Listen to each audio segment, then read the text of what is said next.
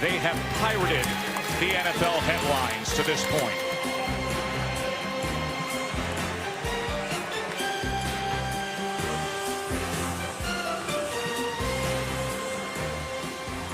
The Bucs won the toss. They defer. The Steelers will receive. Ryan Switzer back. But Chandler Catanzaro has had his last 9 kickoffs result in a touchback.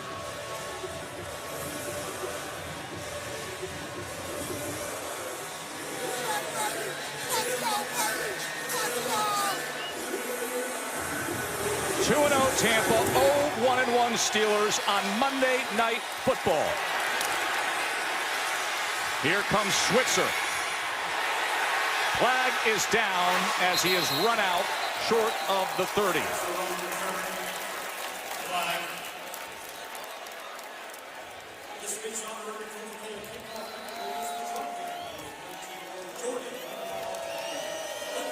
During the return, holding. Number 37 of the receiving team, 10-yard penalty, first down. So at 36 years old, here's Big Ben Roethlisberger. It's not fun, but it's still early. I'm doing this a long time, and I'll try and do my best as a leader. You have to really, dial in and be mentally and physically strong. 6-time Pro Bowler. Joe, Ben showed us last week he can still light it up. A great opportunity against a bad defense so far in Tampa Bay. Had 452 yards in that game last week against the Chiefs. That is Ryan Switzer lined up in the backfield as he will pass to Switzer, who is torn down immediately by Levante David.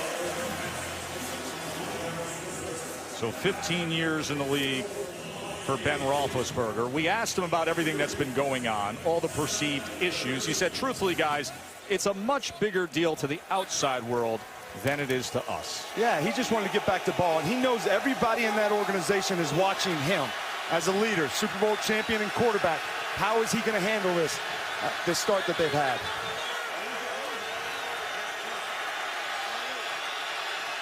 Second and 7. Here's James Conner, who is swarmed by that front, eventually taken down by Gerald McCoy, a loss of 1.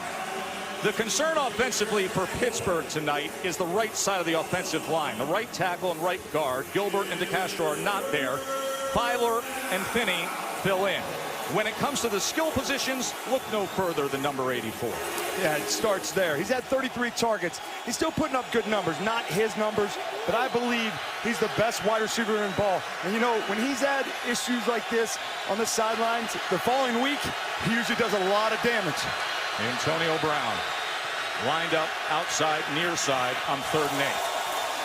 And he goes underneath. Brown is swarmed, and it'll be a 3-and-out for Pittsburgh.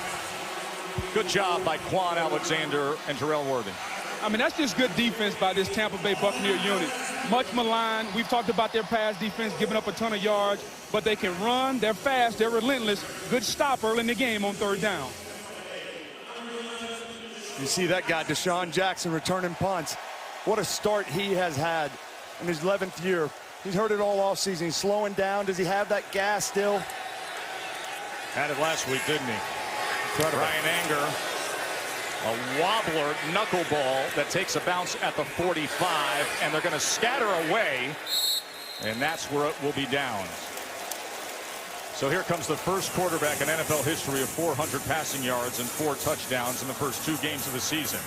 And that swag from last week's post-game fashion statement, it's everywhere you look here at Raymond James Stadium.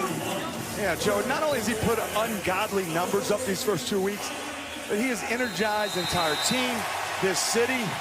Tonight, let's see if he can pull another rabbit out of his hat. 14th season in the league for the well-traveled Ryan Fitzpatrick. Hey, hold on. Check. Check. 51 to Mike. Sunday. Here we go. Barber will get the first carry as he is driven back after a gain of 2. The numbers are superb for Fitzpatrick, and boy, oh boy, is he enjoying it. 8 touchdowns against 1 interception. He told us the other day, for me this year, I'm just trying to enjoy the ride every minute of it. He has been joyful. Yeah, like we said, you know, it's been such a roller coaster ride. He's been the franchise guy before, but at this moment, nobody was giving him a chance with this team. And so they've gone against Super Bowl MVPs, enjoying it and playing well. 2nd and 8. Fitzpatrick steps up, threw it short of the intended target as he was trying to find Big Mike Evans. Offensive line for Tampa Bay. Center Ryan Jensen wasn't feeling so well. He was listed as questionable, but he's in there to get things going. And then you know about the dynamic duo of Jackson and Evans so far this year at receiver. Yeah, Deshaun Jackson, 9 targets, 9 catches, 30 yards a catch. The deep speed, but Mike Evans inside. He's had 4 straight 1,000-yard receiving, big receiver, and can go deep. Rare combination. 3rd and 8. Fitz downfield, and that ball is broken up as Godwin couldn't hang on to it. Joe Hayden getting in defensively. He had a clean pocket. He had Godwin open, and he just missed it. Godwin did. He's got to come down with that catch. Catch it before that 2nd foot. You know they're coming on those high corner balls. Good anticipation by Fitzpatrick.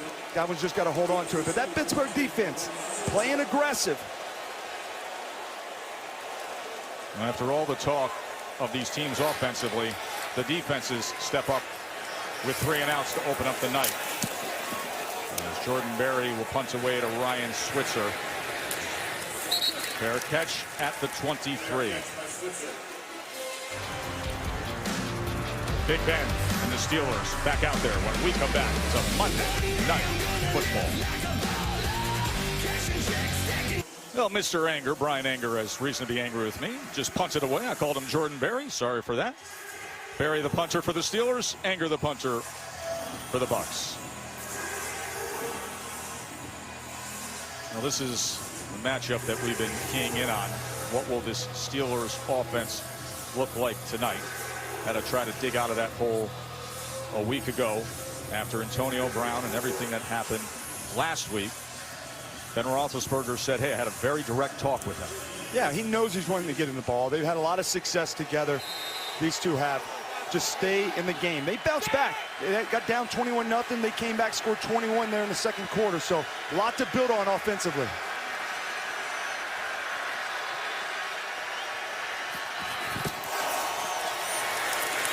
James Conner twisting his way for only a yard as David had the tackle.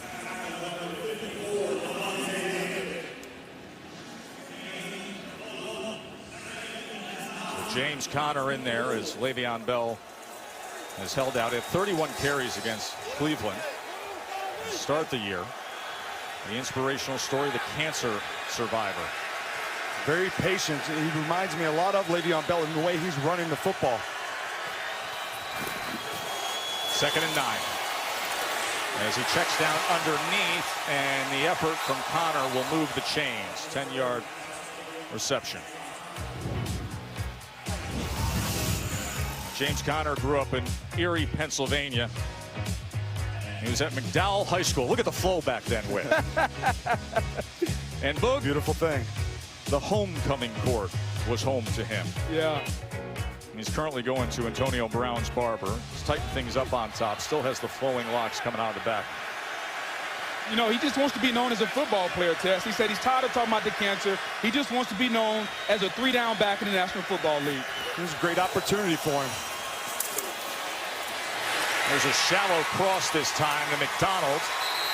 As we expect to see a lot of Jesse James and the tight end Vance McDonald both in there. He goes ahead for 14 yards. You know, these tight ends have played really well for him. And we know about Jesse James, had a career high last week in receiving, but been so big and he can stand in that pocket, especially when he's extending plays. These guys are near him. He likes to throw it to them, and they're just an added weapon to the guys we know on the outside. Of course, Brown, Juju Smith-Schuster, Washington, the rookie. And they love the crossing routes. You're going to see that all night. They're going to force the Buccaneer linebackers to play underneath. Did a bad job on that play. Roethlisberger, as he always seemingly does, stays alive, but then is picked off. Justin Evans.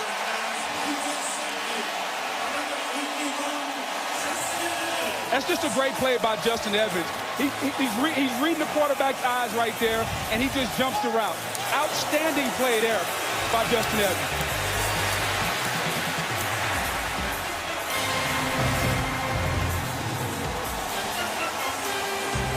Well, Ben Roethlisberger threw his first interception in his last 87 pass attempts. Had that bad first half against the Browns when he threw 3 to open up the season, then moments ago just picked off. Fitzpatrick, as he connects inside the 40 to Mike Evans. Watch Justin Evans, the safety, on this interception. He knows, they talked about it all week. When Ben extends these plays, you plaster on. He read his eyes and rallied to the football. Good awareness and good instincts to high point it. They know that Ben works at this, and he's so good at it. You just have to stay on these receivers. Good eyes by Evans. It's something they've talked about with. They've been doing a poor job with their eyes. That time, good job. Barber with an initial burst to get to the 35. Pittsburgh defense, of course, up front. You got Cameron Hayward, who leads the way. T.J. Watt at linebacker. Remember, he had that blocked field goal week 1 to preserve the tie against Cleveland. And they're happy to have Joe Hayden back at cornerback. Was out last week with a hamstring. Yeah, and Joe Hayden coming back is going to help the communication on the back end. This secondary struggle, Artie Burns, since the ball is in now, they have to communicate better. Something to watch tonight for the viewers at home. And they got to cover better, too, Doug. 2nd and 6. Fitzpatrick, as he's able to find O.J. Howard, big, dangerous tight end. 13 more yards. You're going to see O.J. Howard. He's the matchup on these linebackers inside. Right here he is. He's going to go up and just run a stick route. But he's on Bud Dupree, physical. These linebackers are not great in space. They're old school 3-4 linebackers. They want to rush the passer. And we saw Travis Kelce last week. He tore him apart, Joe. He really did. They're mismatches in the passing game. Guys, something to watch for. From my view down here, the field is very slippery. Mud is flying up. Pay attention to it. You can see the discoloration in the middle there. Pay attention to this guy, too. Peyton Barber just tripped up inside the 5. 18-yard run. You know, that's the thing about this Steelers defense. You haven't seen it much. They've been giving up 152 yards a game. That's not the Steel Curtain way, Joe. It's just gashes. Bo, you could have ran through that hole, my man. Hey, Whit, you got to give a shout-out to the left side of the offensive line. Ali Marpet, Donovan Smith, tremendous job blowing a hole open on the left side of that line. High formation with Barber. Play action off of it. Fitzpatrick to the end zone. All too easy.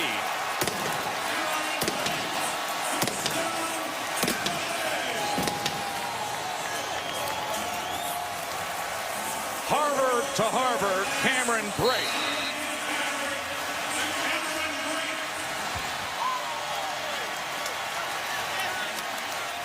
Cameron Brate, tight end.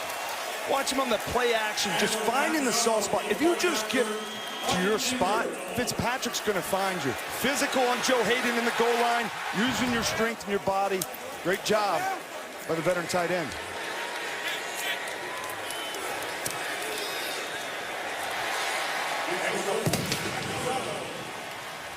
Flag is down on the extra point.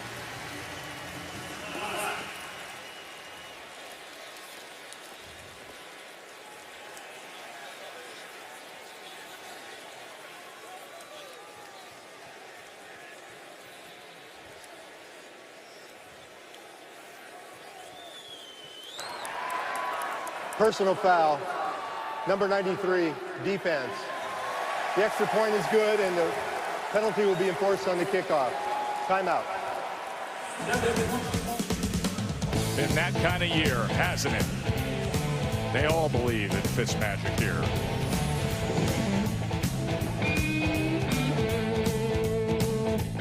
Fitzpatrick with the 4-yard touchdown pass to Cameron Brate. Early 7-0 lead for 2-0 Tampa.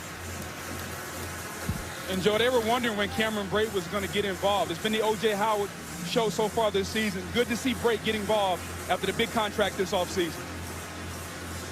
After the penalty, kicking off from the 50, so this will be booted into the net.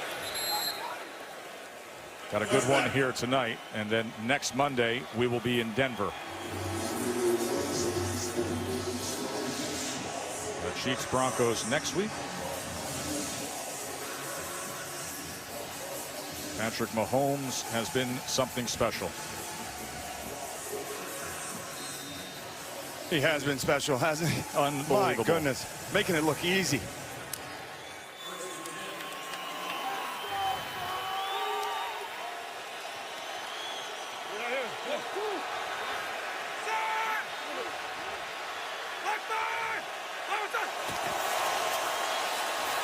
Mishandled there on the snap and crushed back at the 20. James Conner was corralled by Quan Alexander and the rest of them. Lisa? Hey, Ted, well, something to keep an eye on. The Bucs star defensive tackle Gerald McCoy, he looked good on that play, but he is having an issue with his left bicep. He was evaluated in the medical tent. He came out, players were asking him about it. He seemed to indicate that he was good to go, but he was grimacing. Again, he looked good on that play, but something to keep an eye on. Yeah, we will look at that. The face of the franchise through recent years. Outspoken, fun-loving, the media darling. It's a 2nd and 14 as Switzer comes into the backfield again. As they go with the screen to AB, and Brown gets those 4 yards back. What they want to do with AB is they just want to give it to him quick and mix that up because he has so much speed. The reason why he's so dynamic is not just his deep ball ability. Yeah, he's got great hands. He can stretch the field, double moves, but early and downs, they want to give it to him and get these linemen out, the quick passes, the quick screens. But this Tampa defense is just so fast. That's one thing they can do is run. And they're closing that distance in a hurry. You know, he showed frustration, yet 33 targets in the first 2 games. 3rd and 10. Easy first down. Vance McDonald, and he keeps his footing. Can he get there? 75-yard touchdown. Vance McDonald. Are you kidding me? Wow.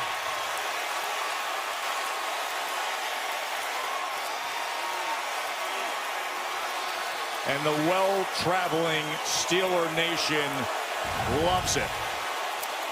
He just ran over Chris Conte. Watch him right here. McDonald, he's uncovered. He's on the backside. He's got that little corner route. What a stiff arm. Now, they've been waiting for him to get going. He's had an injury. Look at that. Right there. Throws him out of the club. Conte, the veteran. But Ben just sees it so well on the backside. It's uncovered. I'm coming to him. What a play by McDonald. Off the upright.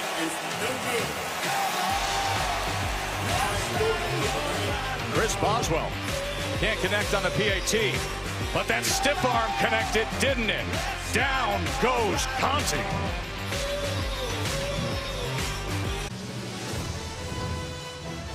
ESPN's Monday Night Football is brought to you by GMC. Live like a pro. November of '78, the Steel Curtain. They dominated the 49ers on Monday Night Football.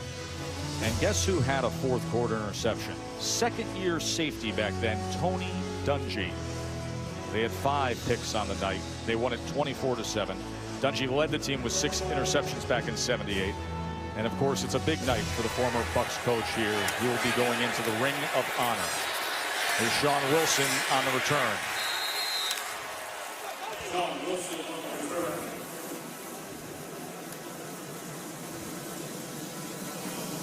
This is a thing that the Steelers do not want to give Fitzpatrick, is a clean pocket.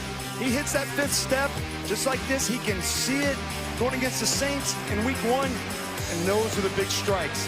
And then last week against the Eagles, the play action, clean pocket inside. They want to force him outside. You see those throws. He can make those throws. He's a veteran player. He's got guts. Playing with no fear. They got to bring pressure inside, up the middle, and force him outside the pocket, Joe. That's what they have to do. Right now he has time. And then we'll tuck and run. And a flag comes in as the 35-year-old got a little something from John Bostic, and that offensive line is going to let him know about it.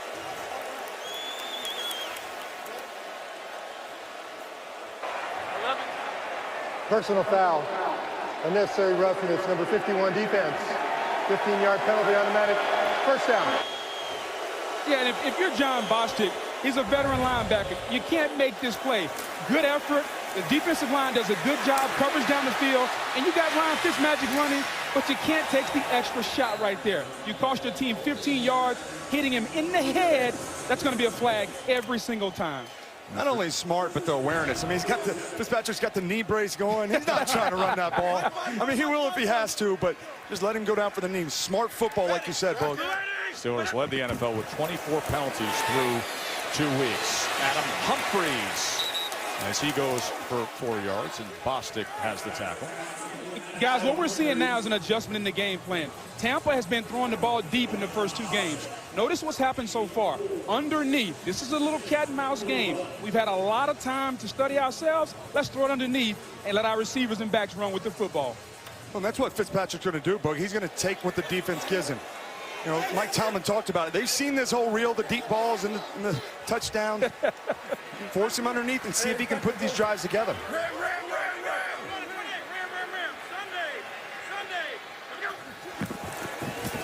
Second and 6. What a great effort from O.J. Howard to shake free for 9 yards. He is really blossoming, isn't he, Whit? He's coming into his own. You know, he had the big play last week for the touchdown. He's big, he's strong, he's athletic. And you're going to see him here. He's on T.J. Watt. Love T.J. Watt. He's a great player, but he really doesn't want to be in space and in coverage. You know, those are ones when you were playing, when I was playing, Joe, that like, oh, you're licking your chops to get that linebacker. Because you know how hard it is to block him. If you can get him in coverage, baby.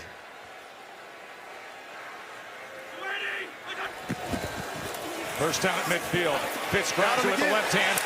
Right down the seam. Flag is down as Cameron Brate comes up with another chunk play.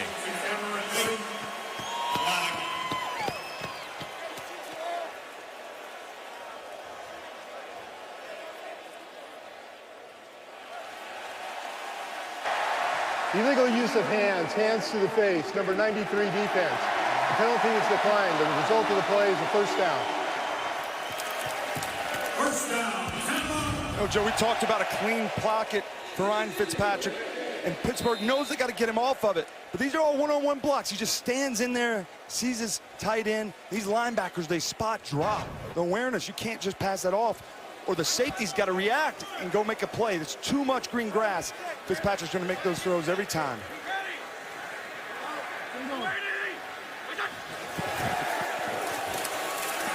Barber ridden down after a gain of 2 by Watt. And guys, we talk about the Pittsburgh linebackers. They've been struggling at that position. And I don't think we can overstate the fact that Ryan Shazier is no longer here. In the game since he's been missed, they're giving up almost 30 points a game. And notice where the linebackers are. They're off in coverage. They miss Ryan Shazier, who's a 3-down linebacker. Yeah, he never needed to come off the field. And so because of that, you now get him in empty like this set. And you got a great matchup on Bostic there. Fitzmagic is checking at the line. He sees something. And he looked all the way over at Deshaun Jackson to the far outside. And once again over the middle, but that was broken up. It was Bostic getting his hands in there. Now, O.J. Howard's got to make that play. He's big, he's physical. We're talking about his development as a young player. You get that matchup. Fitzpatrick makes the check because he sees it's man-to-man on a linebacker. You got to take advantage of those plays. Come down with those catches. Now we get to third down, guys. We talk about getting Fitzmagic off his spot. Are the Steelers going to bring some pressure up the middle? He's too comfortable in the pocket right now. Expect a little pressure sometime soon.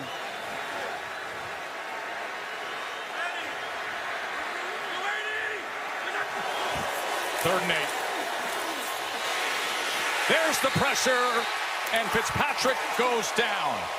That was Anthony Chickillo with the sack. Well, Joe, you could sense it. Down here, we talked about he's too comfortable in the pocket. Mike Tomlin told us last night, we're not going to allow him to be comfortable. You bring Chickillo inside, he beats Caleb Benenot, and now Hayward, everyone's coming in. They just stormed the castle there on that Buccaneer offensive line. Great pressure inside. And that can change momentum there. Taking them out of field goal range on that sack and forcing them to punt. That's exactly what Pittsburgh needed.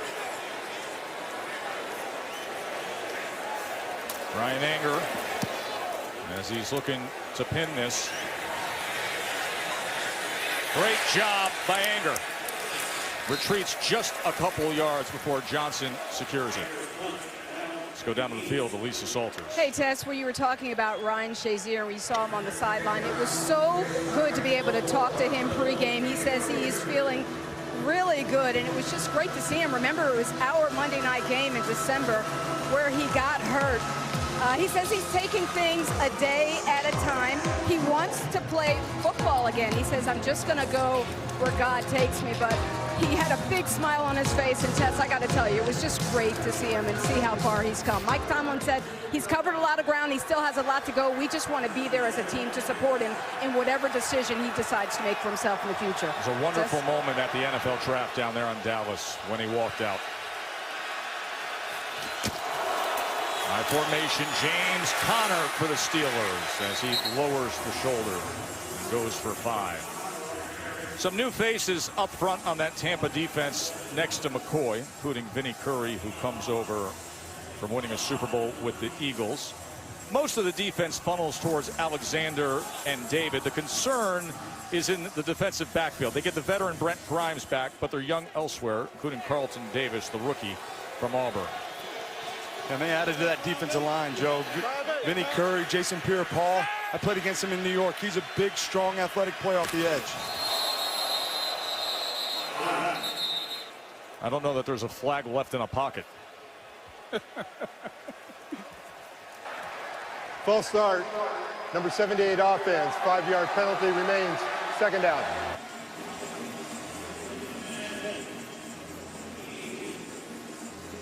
You know, those are the type of things that are happening right there to the Pittsburgh Steelers. You get a 5-yard run and then a false start. Villanueva is a tremendous left tackle, but the entire left side was offsides then. They got to stop making the mental mistakes if you're Pittsburgh. 4 penalties on the Steelers. 2nd and 10.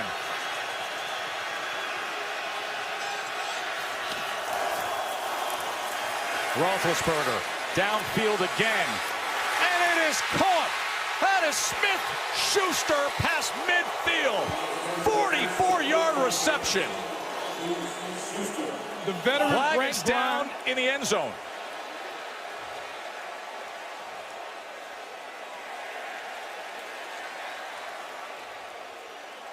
Watch what happened to Roethlisberger at the end of this play.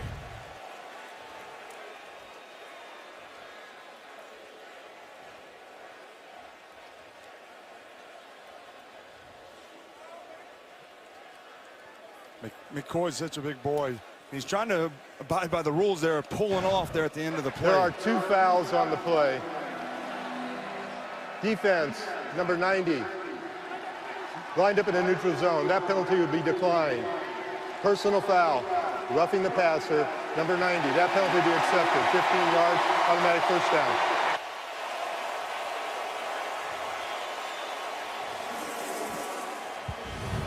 Juju Smith-Schuster, he really has double coverage there in that quarters. He gets right past Brent Grimes, and Grimes is thinking his safety, the rookie Jordan Whitehead is supposed to be there to protect him. On his inside, he's not. Smith-Schuster has such great awareness. He's playing really well. He's doing it not only outside, but inside in the slot. Coming into his own in year 2. Grimes tried to undercut that with. He was going for the pick, and he tripped and missed. So all the way to the 34-yard line. Stephen Ridley carries the ball inside the 30 for 6 yards. Juju Smith-Schuster was a great rookie last year. You know, he comes from Long Beach Poly, the high school that also produced Deshaun Jackson. But not just star receivers. How about Cameron Diaz, Snoop Dogg, Tony Gwynn, Billie Jean King, all from Long Beach Poly. Had a good relationship with Snoop Dogg. Youth football coach, nicknamed him Sports Center. Said you're going to have all the highlights someday. He's a Twitter sensation. He's a really good football player, playing in the slot. Ridley. 3 yards there as we come to the end of an action-packed first quarter. Great had the touchdown. Then Vance McDonald went for 75. Missed extra point, the difference. Patrick Mahomes, the stat monster of the NFL, is on Monday Night Football next week. 3-0 Chiefs and Mile High up against Von Miller and the Broncos. We'll kick at 8:15. Susie and the gang will have Monday Night Countdown at 6 Eastern. Mahomes 3 more touchdown passes yesterday with 13 on the season. Incredible. They're calling the league sensation. I think that's an understatement for what this guy's doing. They look unstoppable offensively. Here's a 3rd and 1 for the Steelers. James Conner will move the chains. A flag is down. We'll check on that. It's back at the 30-yard line. Holding. Number 78 offense. 10-yard penalty. Still 3rd down. Well, as for the penalty that put them in position, this was Gerald McCoy on the Monday Night Mike moments ago.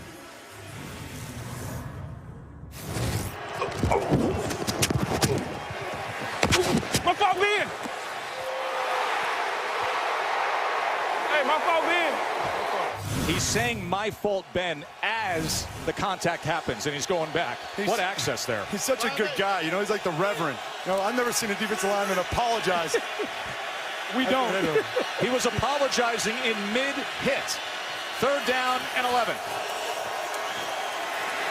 Roethlisberger. As he gets it ahead to McDonald. Ad-lib as you may, it goes for 12 on 3rd and 11. And not just ad-libbing, his ability to keep his eyes up inside the pocket. You know, he's a head and foot taller than everybody else. And his tight end, once again, just finding the soft spot and advancing the downs. We talk about how hard they work at it. And Ben coaches them in practice. Like, when I scramble to the right, get to this spot. This is the spot I want you at. His tight ends are doing a great job of it this year. Extra lineman in on that left side here.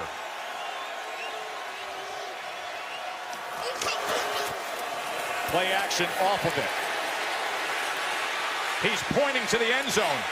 And then overthrew. Ooh, man, oh man. Grimble was going deep. And that was Isaiah Johnson, who ran right into the wall on the overthrow. He was tracking the ball and went straight into the wall.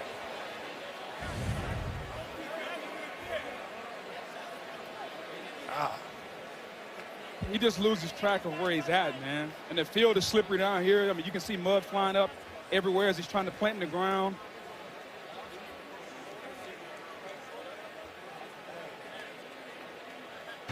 Scary moment there as the medical staff is out there to see Johnson. We'll take a short break. Isaiah Johnson was able to walk off after running right into that wall as he was tracking the long throw out of the back of the end zone. Chris Conte has left the game as well. Safety for the Bucs. We've been told he will not return to action. Jordan Whitehead is in as Conte is dealing with a knee. 3 rookies on the back end, Joe. 2nd and 10. There's Connor, and that was clogged up with a lot of traffic to begin with. A loss of 3 as David and Golston push him back. When you look at Levante David, he and Quan Alexander are the 2 best players on this Buccaneer defense. They make a lot of plays. Smaller linebackers that can go sideline to sideline that are hard in this defense in the middle. And you know, this Tampa defense, last year, they were last in the league and in sacks and defense, and a lot of those plays, they went from first to last in 3rd down. Tonight, they've given up 2 3rd and longs. Where they find themselves in another one. 3rd and 13. As they go underneath to Connor, and he's met at the 20-yard line by M.J. Stewart.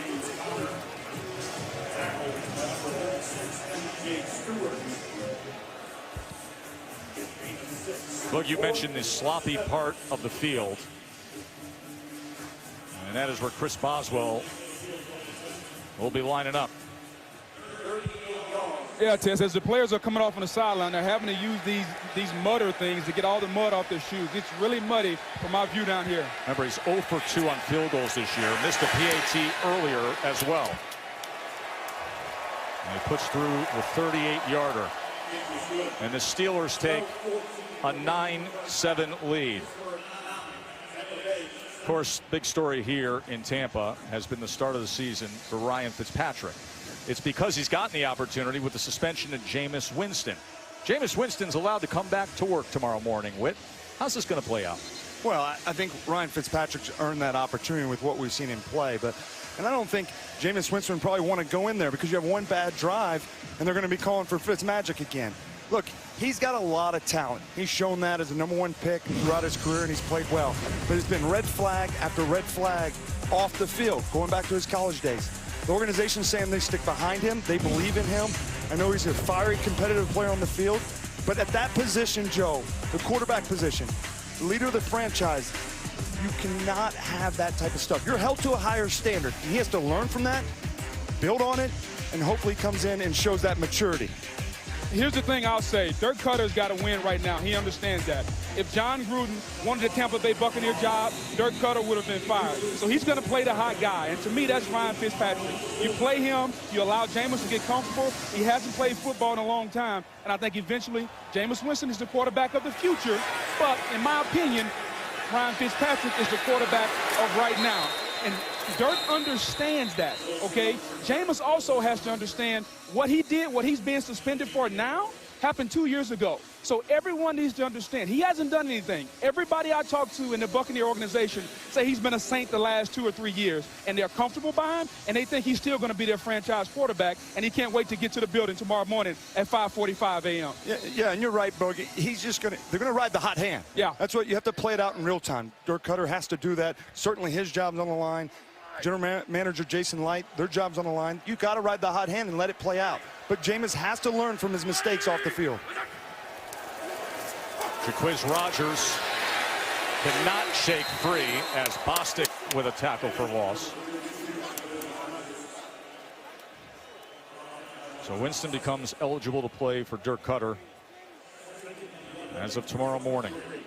3-game suspension, back in the facility tomorrow morning.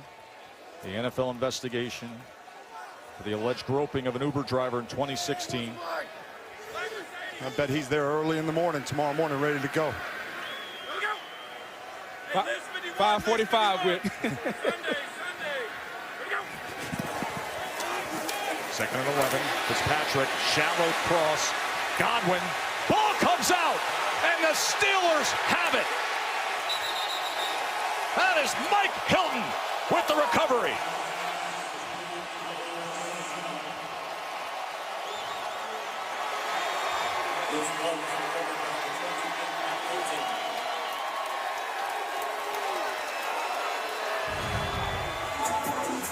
You're going to see Godwin. Artie Burns last week had a tough day at the office. He's heard it all week from Mike Tomlin and Coach Butler, the defense coordinator. Now he puts the helmet right on the ball. Look, did you see that defense run him down to the end zone there, the Steelers? I mean, they've heard about the drama. They're tired of it, Joe. Get back to work. You make plays like that, all that stuff goes away. Good play by Artie Burns.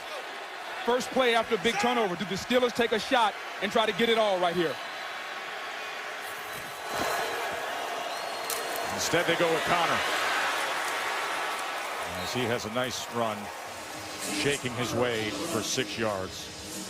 It's the first career lost fumble for Godwin, and that has to feel good to force that fumble for Artie Burns. Mike Tomlin was very honest in assessing what happened last week against the Chiefs and why Sensabaugh was in there. Artie's a talented player, first-round draft pick. He's shown that he has some skill set, but I mean, it was a tough day for him. I mean, gave up 3 of the 6 touchdowns with. Man, he just didn't show that fight.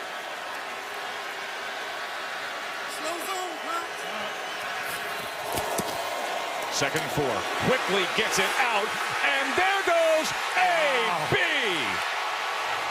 Wow.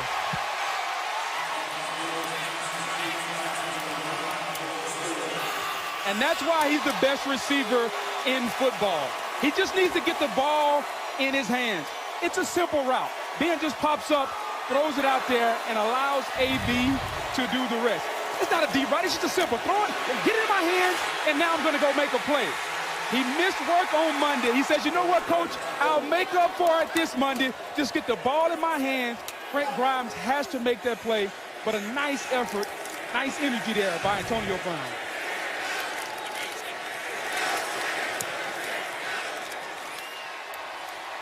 A 27-yard touchdown catch, Antonio Brown. Turned it on, sped the way.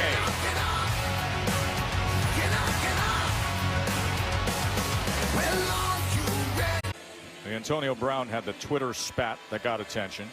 Then he didn't report for work last Monday, but he showed up here tonight, didn't he? 27-yard touchdown moments ago, and a 16-7 lead for the Steelers.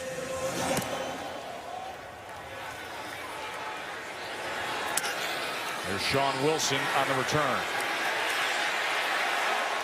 And yet another flag with that tackle. Looked like a face mask there.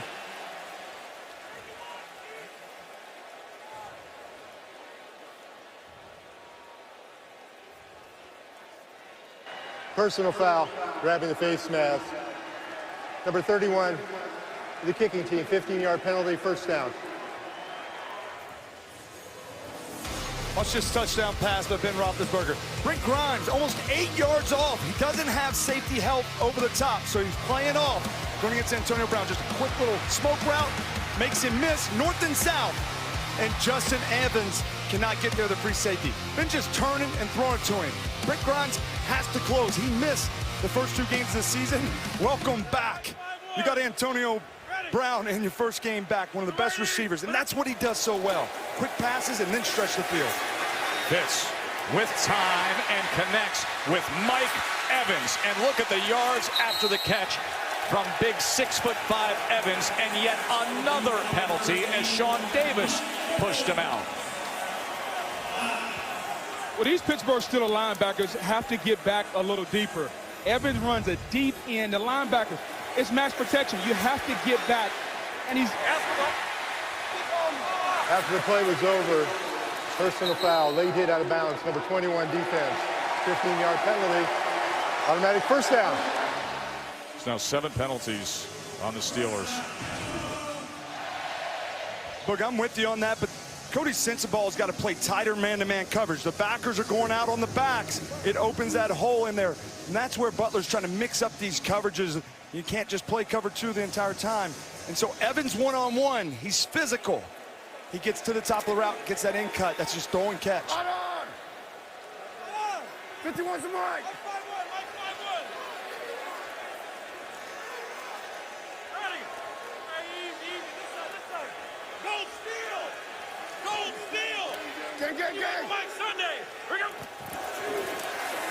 Barber trying to get to that edge.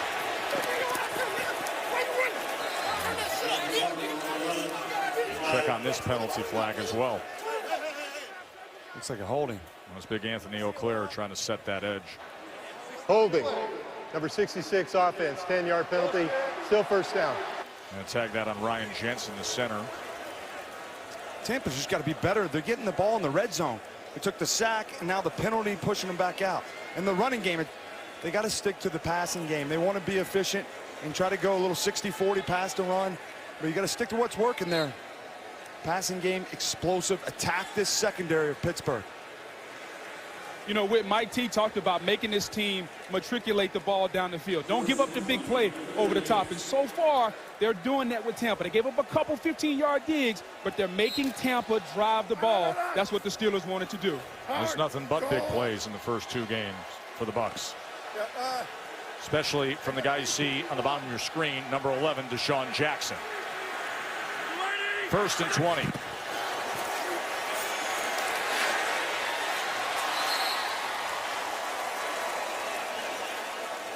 Not pleased with himself there as he was trying to connect with O.J. Howard. Yeah, Fitzpatrick like to have that one back, but that's a matchup we got to keep an eye on. That's O.J. Howard going against Vince Williams. They're staying in 2 tight end sets. Why? to keep both of these inside linebackers on the field, Bostic and Williams. O.J. Howard, that's stealing. It really is. Taking candy from a baby. Fitzpatrick's got to make that throw. He's got 5 inches on Williams and can long stride right past him. Goes short and to the outside underneath to Humphries. Good awareness just to get that ball out. Mike Hilton's blitzing off the edge. He saw it. Goes to Hot, a little quick slant to Humphries. Now he gets in third and manageable. But that's what the Steelers defense wanted. Get it out of his hands in a hurry. Force third and long.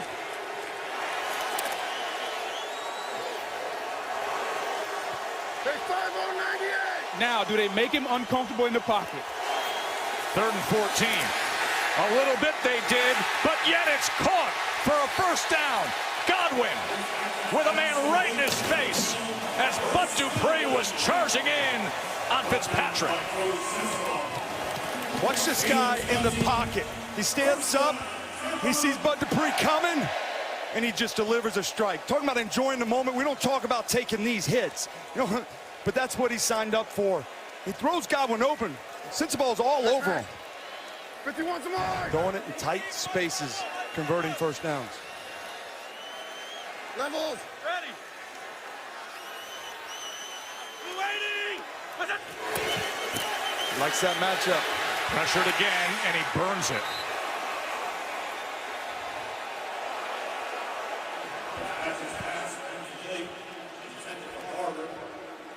That was Vince Williams finding his way to Fitzpatrick. You know, this Buccaneer offense is a big play offense, but things get tight down in the red zone. You got to run the ball. You got to get the ball on some short, quick passes in the red zone because the field tightens down. They're going to have to execute here to score a touchdown. Even. I like that matchup up at the top of the screen. Mike Evans on Cody Sensaball on a single high look, one-on-one. Big body against 5'11" corner. Let's see if he looks that way here. 2nd and 10. Batted up in the air, and it is picked off. Another turnover, Mike Hilton. Bostic deflected it. Hilton secured it.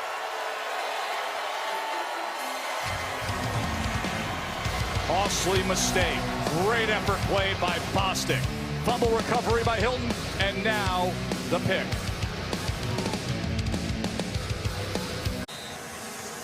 John Bostic just came up big for the Steelers defense, deflecting that pass. It was intercepted just when the Bucs were marching. James Conner looking to give him some breathing room. There's just a bad protection. Dotson's got to go out for Bostic, and then Smith's going to go for T.J. Watt. You're going to see here, Dotson stays down on T.J. Watt, and Bostic comes free. They have to pass that off. Fitzpatrick thinks that he's got it picked up. He was not expecting Bostic to come free. That's where some of the pressure from Pittsburgh, those zone dogs, come in. They thought they had something coming off the offensive left, and Dotson, you're right, with he's got to jump out. Just the illusion of the blitz from Pittsburgh helped him there. That's a simple one, though. 2 for 2. Right guard and right tackle takes the 2 defenders on the edge. 2nd and 8. Roethlisberger launching it downfield as Juju Smith-Schuster tried to go up and over Brent Grimes. Personal foul. Personal foul. Roughing the passer. Number 90. Defense. 15-yard penalty. Automatic first down. That's on Jason Pierre-Paul. Yeah, he's going up against Villanueva, the left tackle, Pro Bowler last year. And this is a matchup. He's just bowling him right in the back. Hey, he hit the helmet with that right hand a little bit, but... Oh, come on, man. What are we doing here? I'm with you, Bug. I don't know about that. I do not know about that. Well, obviously this has been one of the constant themes early on in the NFL. Not with that, the hitting the head, but with the body weight on the quarterback penalty, as we have had this run of roughing the passer penalties. Point of emphasis to protect the quarterback.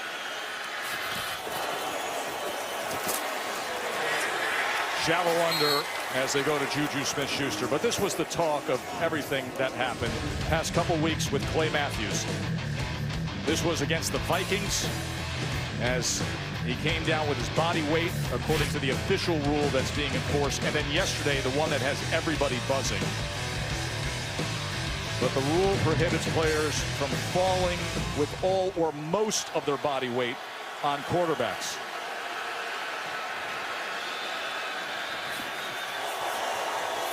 Second and 6, thrown to the outside, incomplete. Well, the league took the unusual step of instantly going online and supporting the call that was made. How did you see it? Well, they're supporting it because it's written that way, but you know, I think we just overcomplicated a little bit there. I mean, you saw how frustrated Clay Matthews was, and rightfully so.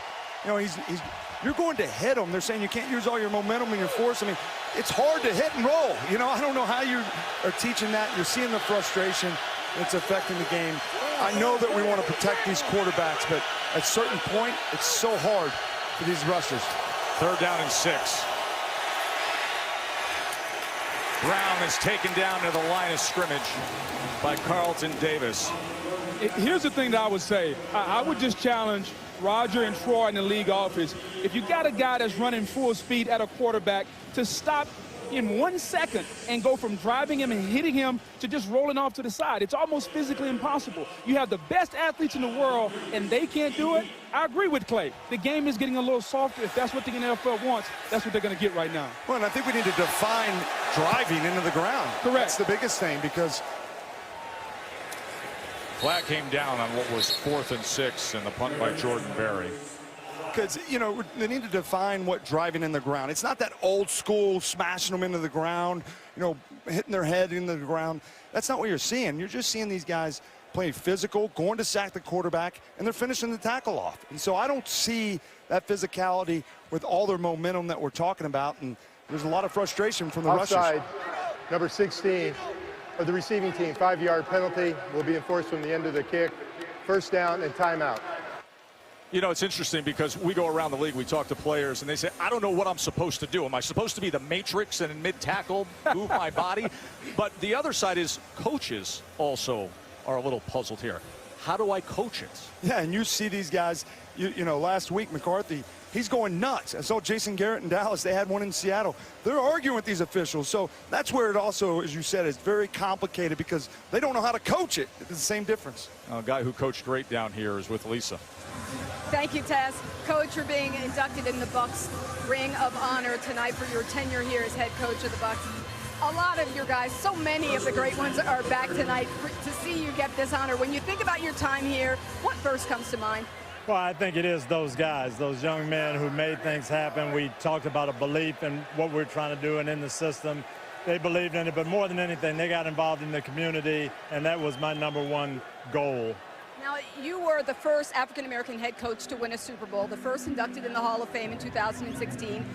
You made it a priority that even though you weren't the first black head coach in the NFL, you were not going to be the last. Why was it so important for you to open doors for other young black coaches? Well, Lisa, when I came in the league as a player in 1977, there were 10 African-American assistant coaches in the entire NFL. And the toughest thing was getting that chance, that first step. And so I really made a commitment. I was going to help guys take that first step. So bringing people like Lovie Smith and Mike Tomlin and Jim Caldwell and into the league, Herm Edwards, that was important to me because I knew what those guys could do if they got an opportunity. Absolutely. That guy on the other sideline, Mike Tomlin, you gave him a job. You said you knew his first week of work he was destined to be a head coach. Why? It took 20 minutes to have him come in here. He was very confident without being cocky. We had all pros like Ronde Barber and John Lynch. We had young rookies. Mike had command of that room, and you could just tell right away he was going to be something special. Coach, thank you very much, and congratulations on one more well-deserved honor. Thank you. Thank you, Lisa. Tess. Thank you, Lisa. Great night to celebrate Tony Dungy, who's going into the Ring of Honor here. The coach who started to turn this franchise around for so many great players. Derek Brooks, Mike Allstott, and our own Booger McFarland. It was a very special relationship with Coach. Yeah, Tess, Coach has just been unbelievable, man. He's a guy who stands for everything that you want, not only in a coach, but in a man. Consistency, his ability to talk to us after win or after loss was the same. But he said, you know what, guys, if we only win on the field, then we've lost. He challenged everybody to be a pillar in the community, somebody that people could look up to. And for me, especially, Tess, I grew up without a dad. And when I came to Tampa, he was a father figure for me, and I always love him. And I'm glad he's getting in the Ring of Honor, and I'm glad I helped him win a Super Bowl in Indianapolis. Well said, Boog. Just such a great ambassador for our game. You know, Boog said it on the front end. I mean, he helped so many young men off the field with their character. Remarkable. Great honor for him. Pete Morelli, who heads up this crew, slight delay as they're figuring out where to spot the ball. By the way, this crew with Morelli, we have 5 different officials on this crew who have been awarded Super Bowl assignments. Mike Evans at the top of the screen. And linebacker Vince Williams. Number 2 receiver to the top of your screen. Fitzpatrick. Pumped once and batted away as it was coming up short. Mike Hilton has had himself a big night. Flag is down back at the 20 as Stephon Tuitt was coming in on Fitz. Roughing the passer. Number 91 defense. 15-yard penalty, automatic first down. Yet again, roughing the passer.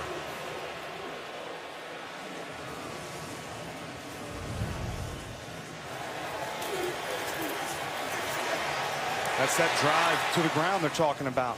This is the concern this year, the body weight penalty. Remember, you're falling on with all of most of your body weight, the flag is going to come. That was the point of emphasis this season.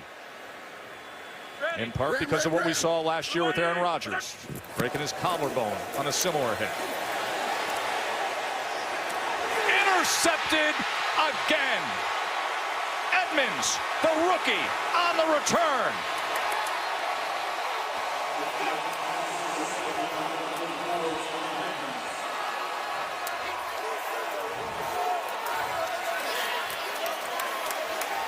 It's a good interception by Edmonds. But you're going to see this play action. Mike Evans pulls up. There's Fitzpatrick dropping. He wants to throw it right in over his head. Keep running. And Evans just pulled up a little bit at the end of the route. You're going to see it right there. He tries to settle in. Can't do that on the play action. Just keep running. Quarterback will throw you open. But good awareness by Edmonds to just find the ball. Mike Evans has got to just trust the route. That soft spot in the zone and play action, it's a thing of beauty. It's going to be there. If it's not, Fitzpatrick will check it down. Keep running.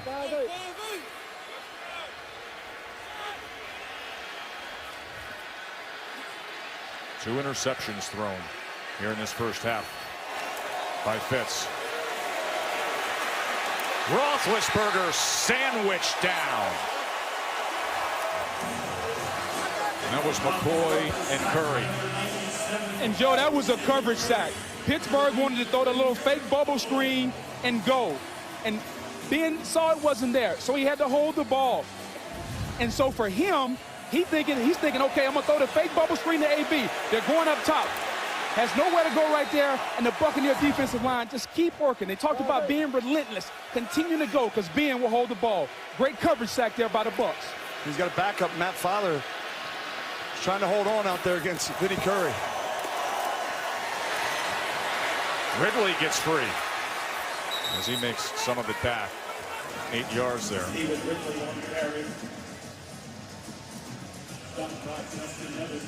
Not what we've seen the first couple weeks from Fitzpatrick.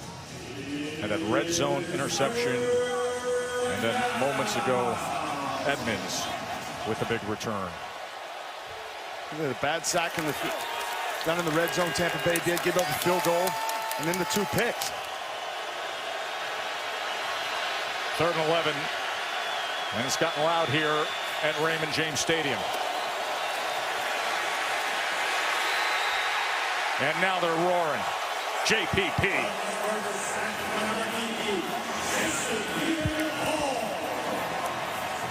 JPP is going to get the sack. But pay attention to number 97, Vinny Curry, coming around the corner, forcing Roethlisberger to step up, and it's called teamwork. I'm going to give you the assist. JPP, just effort. Beats the tight end and knows this guy, Vinny Curry, is working, and he steps up and he gets the sack. That's what rush is. One guy playing off another guy, 4 guys converging on the quarterback. Good awareness by Pierre Paul to come back underneath after he got chipped, Boog. Jordan Berry, great punt and excellent special teams for the Steelers. That was Darius Hayward-Bay able to pin it there. Great job by Jordan Berry. A Million Little Things, one of the most buzzed about news shows of the fall. A compelling drama about a group of friends who reevaluate their lives after the loss of one of their own. A Million Little Things is going to premiere Wednesday at 10 Eastern on ABC.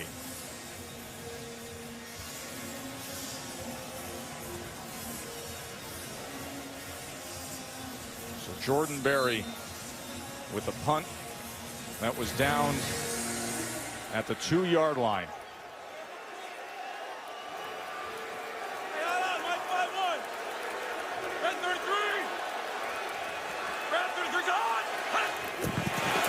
Quiz Rogers from the end zone.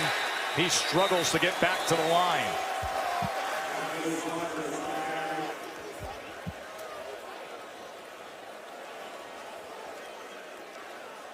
And if you're the Buccaneers right here, you're backed up, okay? You're trying to just get a first down or get some yards just in case you have to punt to give your punter some room. This is not time to look for a big play.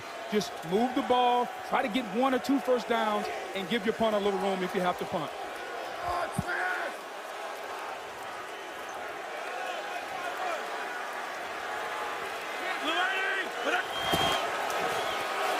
Pitts from his own end zone. Intercepted inside the 10. Bud Dupree, pick 6.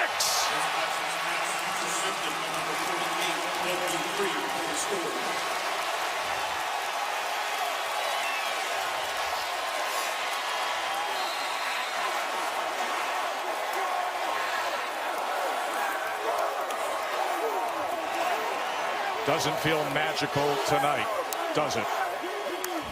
No, it doesn't. You're going to see him just a little quick play action. Try to get the ball out quick.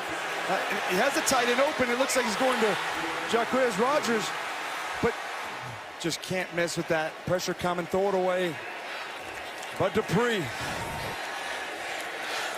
INT.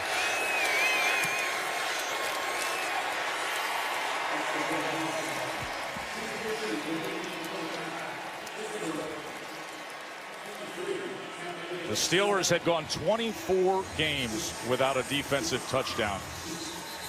And then Bud Dupree, off of yet another mistake by Ryan Fitzpatrick, who was as hot as any quarterback we've seen, not named Patrick Mahomes. And just a reminder, Jameis Winston is allowed back to work tomorrow morning.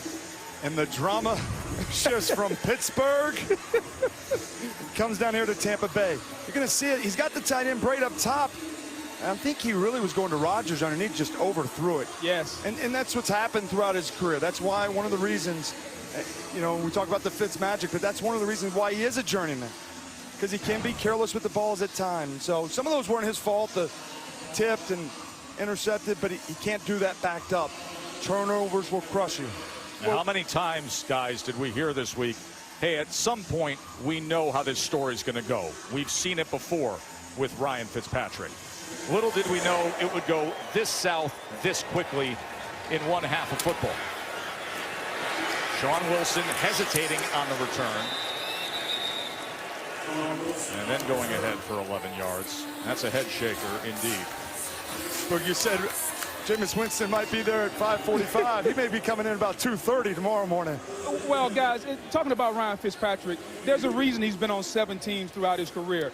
Yes, he's been given an opportunity to start over and over, but somewhere in there, he's had a game like this where he's thrown 2 or 3 picks. I get it, and I understand he's hot right now, but he's been living by the deep ball. Tonight, he's dying by the interception. But we've still got a lot of time left to play. He's a veteran guy. He's been here before. Let's see how he responds here. They bring pressure on him, and he does respond to the outside to Mike Evans.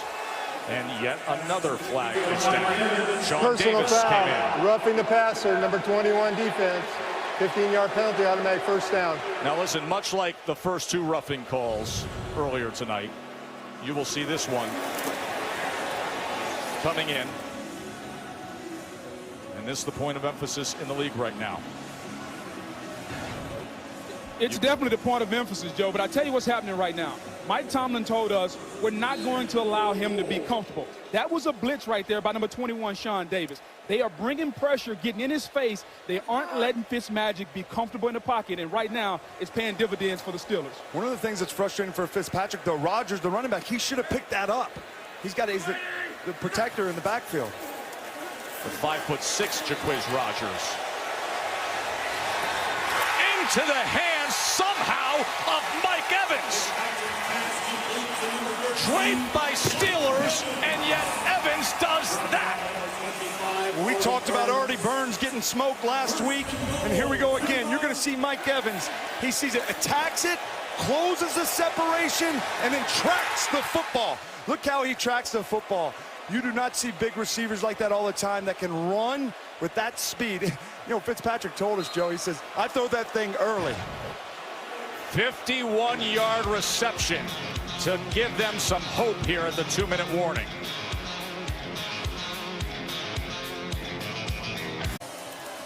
A reminder, coming up will be the commercial-free Genesis halftime show with Susie Colbert, Louis Riddick, Steve Young. We'll talk about Big Ben's strong start. SVP is going to have an interview with Steph Curry. It was NBA Media Day, and a special performance by Flo Rida. That is coming up on the commercial-free Genesis halftime show. Bucs struck first with a touchdown pass from Fitz to Brate. Then it's been all Steelers. But can Tampa Bay bookend things here to close out this first half? Big Ben, couple touchdown passes. Ryan Fitzpatrick, 3 interceptions thrown in this first half, but moments ago connected with Mike Evans to put them in striking distance here with a 1st and goal.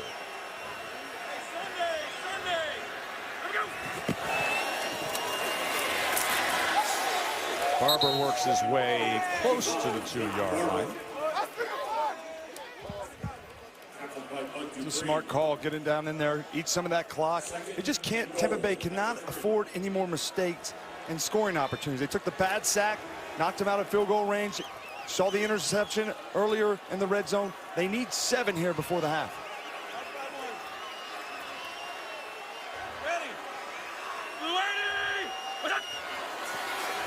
Second and goal. Fitz extending the play. And he throws it to the outside of Godwin as T.J. Watt was coming after Fitzpatrick. You know, they're keeping it so far in tight with their formations. I think they need to spread them out down here. Keep these linebackers on the field and get one of these tight ends in a matchup. If you like it outside with Mike Evans' size, take a shot at it. But I really look for him to work inside with some of these tight ends. And if you're the Steelers, Wick, you should be playing tight man-to-man, maybe bringing a little pressure. It's not the time to play zone down here on the goal line. 3rd and goal. I don't know how you don't take a chance of Mike Evans at the top of the screen. He's one-on-one. He looks that way, then comes back to the right and connects. Oh, incomplete. He was looking to hook up with Chris Godwin. You know, Godwin's got to have that catch. He's got to come down with it, that situation. He fumbled early. Young players, you see it. Nice job by Joe Hayden trying to get his hand in, but Godwin's just got to squeeze it there. Red zone, it's tight coverage. It's always going to be that way. A lot of times with young players, they have a mistake early, fumbled, and then it just lingers on and on and on. He's got to forget about it and make that play there. That was all but secured. But instead, it's Catanzaro on for the short field goal.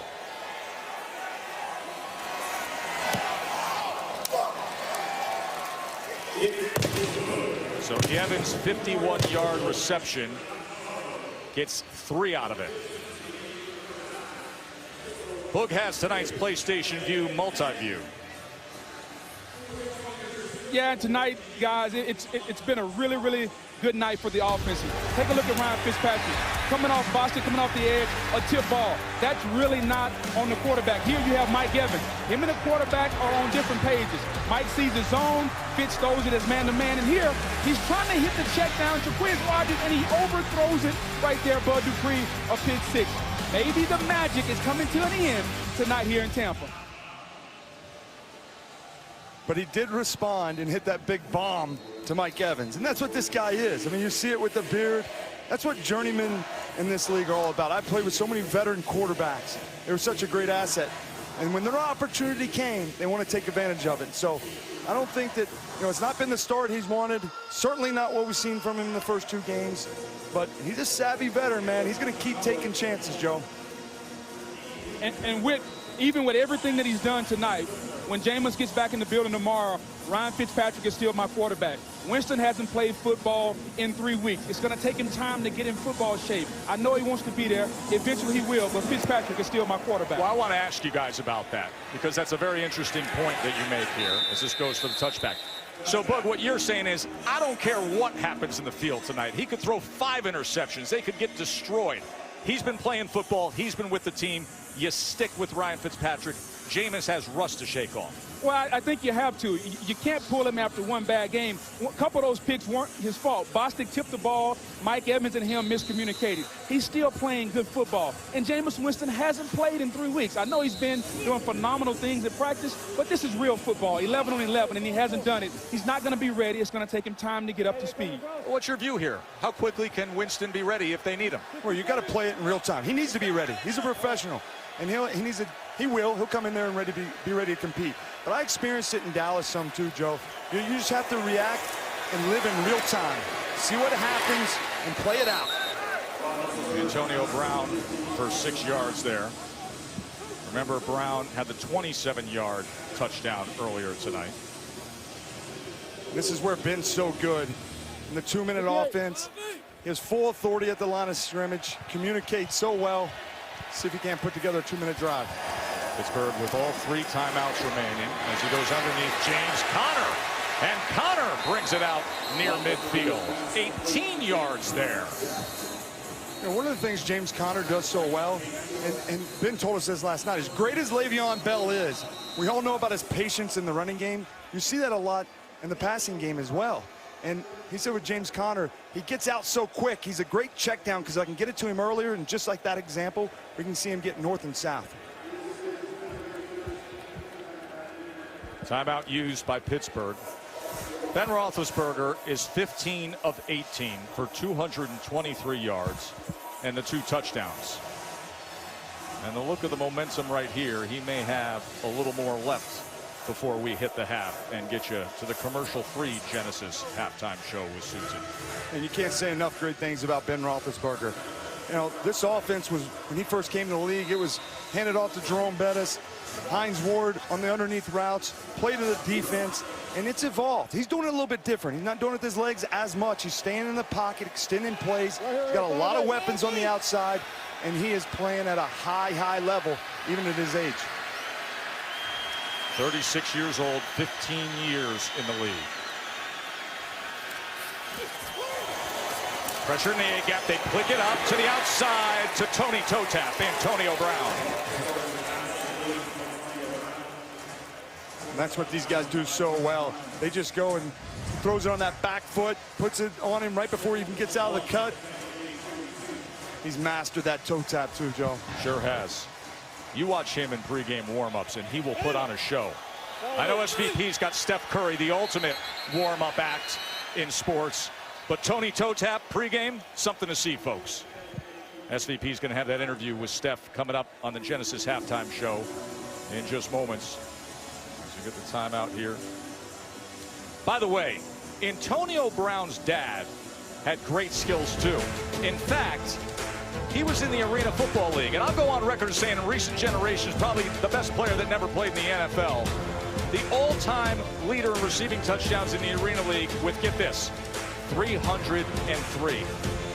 Touchdown Eddie Brown, who was a star for the Albany Firebirds. When they had the 20th anniversary of the Arena League, they said, this guy, along with Kurt Warner, are the top players in Arena football history. Kurt Warner and Antonio Brown's dad, Touchdown Eddie Brown, were selected as the 2 greatest AFL players ever. And Joe, they said you covered some of those games, man. You came a long way, brother. I was on the road with bottom, now he's Touchdown Eddie here. Brown for a couple of years. 2nd and 1. Big Ben. And a first down and more with a stiff arm from Juju Smith-Schuster, leaving 34 seconds in the half. I talked about Smith-Schuster going into the slot.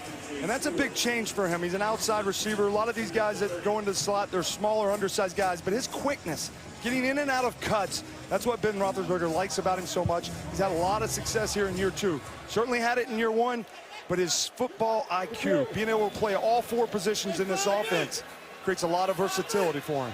See how successful he has been in the slot. 2 timeouts remain for the Steelers. Ball cresting on the 30-yard line. Roethlisberger stays strong in the pocket, and another completion. This is the rookie James Washington who goes for 13. Just watch Ben there. The pressure's coming up. He steps up. He finds the little pockets. Hard for him to get skinny in there. He's so big. But he does it so well, stepping in there and delivering a strike. And a timeout used by the Steelers. The ball on the Tampa Bay 17-yard line. After the Bucs came down, came up short, got the field goal. Big Ben said, I'm looking up at that clock. We're ready to roar. And he has revved the engine here with a 5-play drive that has them in scoring position. 1 timeout remains with 28 seconds. And guys, if you're the Buccaneers on defense right now, they're struggling with zone coverage because they can't get the pass rush. So they're blitzing, playing man-to-man. And these DBs cannot stay with the wide receivers of the Steelers. Dilemma on defense now for the Bucs. Roethlisberger has hit on his last 6. What do you do for an encore? As smartly getting out was James Conner. You know, Boog, you said kind of pick your poison on defense. They brought pressure there. Yeah. It leaves those guys on islands. Then you play kind of zone coverage, and it gives him a lot of time with dynamic wide receivers out there to find them. So at this point, I think you do play some soft zone right now. Force it underneath. Hold him, try to hold him to a field goal. But Ben is so good at extending these plays, sometimes you do have to bring pressure. The problem with that, you play zone, your 4-man rush has got to get there. And that's why they went out and got some, baby. Goes quickly to the outside again. Juju Smith-Schuster will be marked out with 17 seconds remaining and a 1st and goal for Pittsburgh. Randy Fichtner, the new play caller, offensive coordinator with Big Ben and the Steelers, and they've been managing this very well. He has so much confidence. He's been with Ben as his quarterback coach. They've had success. Ben said he wants to get him his first win as a coordinator, but this is what he loves. They're leading the league in empty sets so that Ben can find it. Going to have some opportunities. James Washington down here at the bottom, possibly. And Conner in the slot to the top. 1st and goal. Incomplete. That was broken up by M.J. Stewart. You're going to see Stewart. Schuster's just going for a quick flat. He's going to read a high to low. He's got to make that catch. But Stewart, the rookie, that's a tough matchup. Read and react, and plaster was the term Mike Smith said, defensive coordinator for Tampa Bay. Perfect eye candy there, thanks to Pylon Cam, to see that pass broken up from M.J. Stewart. James Conner shifts back into the backfield now. And now you got Antonio Brown one-on-one on the rookie, Carlton Davis here. Bottom of your screen. 2nd and goal. 14 seconds. Over the middle, and a flag comes in. That was Carlton Davis, the rookie from Auburn, trying to stay with Antonio Brown. It's just a little quick slant, but I mean, Ben Roethlisberger was just drooling at this one. Have the best receiver and ball on a rookie, but there's a little bit of Pass push off. interference, number 33 defense. Foul occurred in the end zone. By rule of ball placed at the 1-yard line. Automatic 1st down. Davis got up there and just challenged him man-to-man, but that's a matchup, of course, Ben has a lot of confidence in. Remember the 1 timeout for the Steelers. 10 seconds, 1st and goal. And with that 1 timeout test, that means you can run the ball if you want to. The entire playbook is still open with 1 timeout and 10 seconds on the clock. Yet it's Ryan Switzer who was in the backfield, and now they go empty as he stacks to the near side. Switzer, touchdown.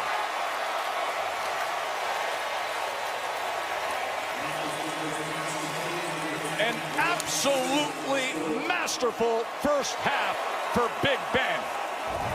That 2-minute drill is a thing of beauty, but they go in the bunch set there. Knowing they're playing man-to-man, and he's just reading it. It's so hard for them to pass that off. switcher. That's why they traded for him. Ben was telling us his quickness in the slot. He was a teammate of mine last year in Dallas.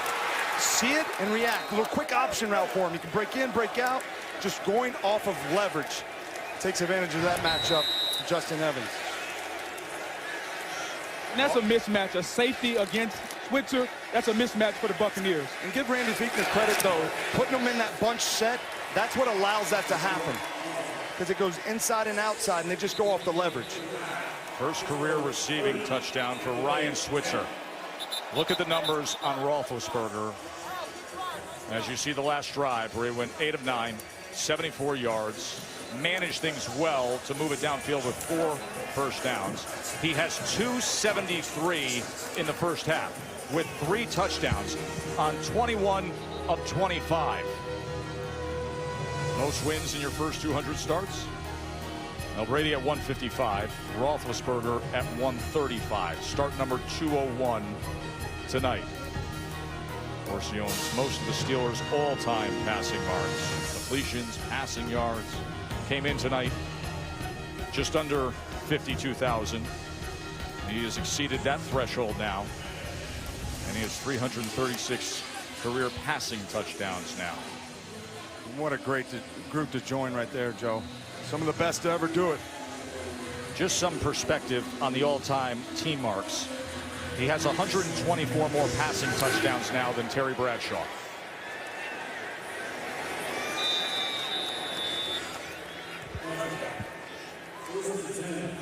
$30-10. How you think 0-1-1 was tasting for the Steelers? It was a long week for those Sure guys. was, wasn't it? Yeah, and it's been a long 2 weeks. You know, we don't talk about it a lot, but not only last week how poorly they played, but go back to the Cleveland game in week 1. They're up in the 4th quarter, and they kind of blow that lead. They're fortunate to get out of there with a tie.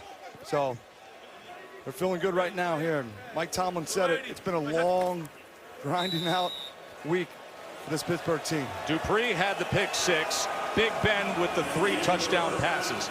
30-10. Bucs are going to get the ball to start the second half. As we'll join Susie Colbert for the commercial-free Genesis halftime show starting right now. Honoring Tony Dungy tonight, the Buccaneers head coach from 96 to 2001. And he took over a franchise that had only 3 playoff appearances in their first 20 years.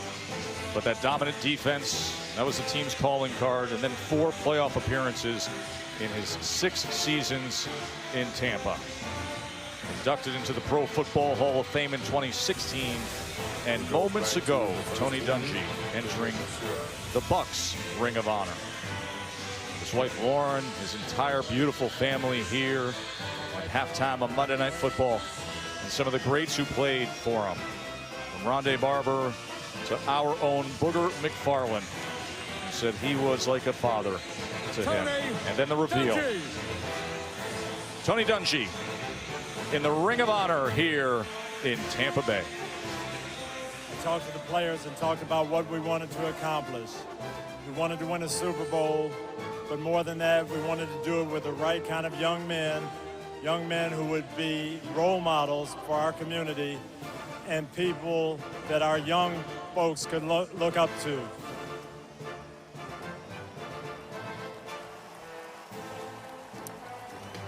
We didn't quite come through on that first goal, but we certainly did on the second one. As I look back and see all these guys who made it happen, I just can't tell you how proud I am of them. And he's just a blessing to the league and everybody here in Tampa. Of course, what he also means to everybody in Indianapolis. We had a great visit with Mike Tomlin yesterday with his. The Steelers have a 20-point lead here at the half. Tomlin said, listen, the guy's the blueprint for what I am as a head coach. And you talk about leadership skills a lot with different coaches throughout the league. He said he taught me how to be patient as a leader. Yeah, he taught him so much. And how fortunate is Mike to show his gratitude for that opportunity. He said, you know, he was a defensive back coach. I was his secondary coach, Mike Tomlin. He said he could have told me the answers of what he wanted, but he said, you know what, he allowed me to work through it so that I could grow as a coach. Incredible coach, great ambassador for the game of pro football. Well, Tomlin's offense has been doing their job as Roethlisberger has 3 touchdown passes. Ryan Fitzpatrick, who came in with the hot hand, has 3 interceptions. What is the answer for Tampa Bay? Well, the turnovers have killed them. I mean, they've put together some nice drives. They've moved the ball some, passing down the field, but the turnovers, and he's got to just take what the defense gives him. Certainly, he's got to play a little bit aggressive, but don't force it down. Still got a lot of football left to play. You've seen this defense, this Pittsburgh Steelers defense, get torched the last 2 weeks. Don't panic yet, and that's what you have this veteran here for. Just trust it, one possession at a time. John Wilson on the return. Boog, what's the answer in your mind? Well, I think you have to be who you are. They've been a team that threw the ball down the field. They want chunk plays. There's no need to change right now. You have to be able to continue being who you are. Fitzpatrick is a gunslinger. He realized this job is not going to be his long term. And so I look for the Bucs to continue throwing the football down the field, especially if they can hold up to this Pittsburgh blitz. They're not going to allow him to get comfortable in the second half. Look, what do you got on that right hand there? What do you got on that? What? Just a little hardware, baby. They call this hardware, Tess. That doesn't come out often, but the Super Bowl ring, I guess, comes out when you're hovering in the Boogmobile 10 feet above the field where you won a world championship. Good for you, Boog. It's nice to see you out there with Dungy at halftime. Barber goes ahead for about 3. Lisa. Hey, Tess, well, I asked Dirk Cutter what he told his guys in the locker room, and he said, I told them there are no 21-point plays. We got to get this back one play at a time. But he said our issues really in that first half, there were mistakes, self-inflicted, turnovers, missed protections. We can fix all that, but it's got to be one play at a time. And pick 6 by Bud Dupree was the costly one. Second and 7. Fitzpatrick will get this settled in with Deshaun Jackson. Now, we haven't heard Deshaun Jackson's name. He came in lighting things afire, was leading the NFL with yards per reception at 30.6 entering tonight's game. Yeah, I'm surprised we didn't hear about him in the first half. He's just been such a dynamic threat down the field. They haven't taken a lot of shots to him down the field at all, to any of these guys other than Mike Evans on a couple of those. So, but he's going to be here in the second half. They're going to use him to try to get a big strike at some point. Connect to midfield as Mike Evans goes for 14 yards. We've seen a little up-tempo. This is what Fitzpatrick wants. And we're going to expect Pittsburgh to play soft zone. Keep it underneath them. But that's what you can do. You can get right in behind that linebacker level like Mike Evans did. As Dirk Cutter said, one possession at a time.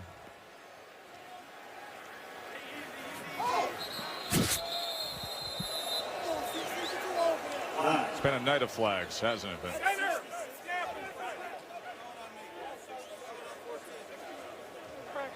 False start. Number 66 offense. 5-yard penalty still. First down. There's our 14th penalty of the night. The Steelers have 9, and as you know, the roughing the passer calls have been coming in hot and heavy in the league. There have been 4 roughing the passer penalties called tonight.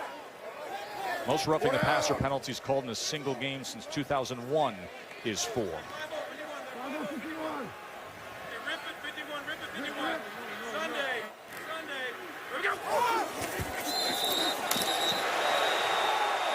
And as I say that, Vince Williams comes crashing in on Ryan Fitzpatrick after the whistle had blown.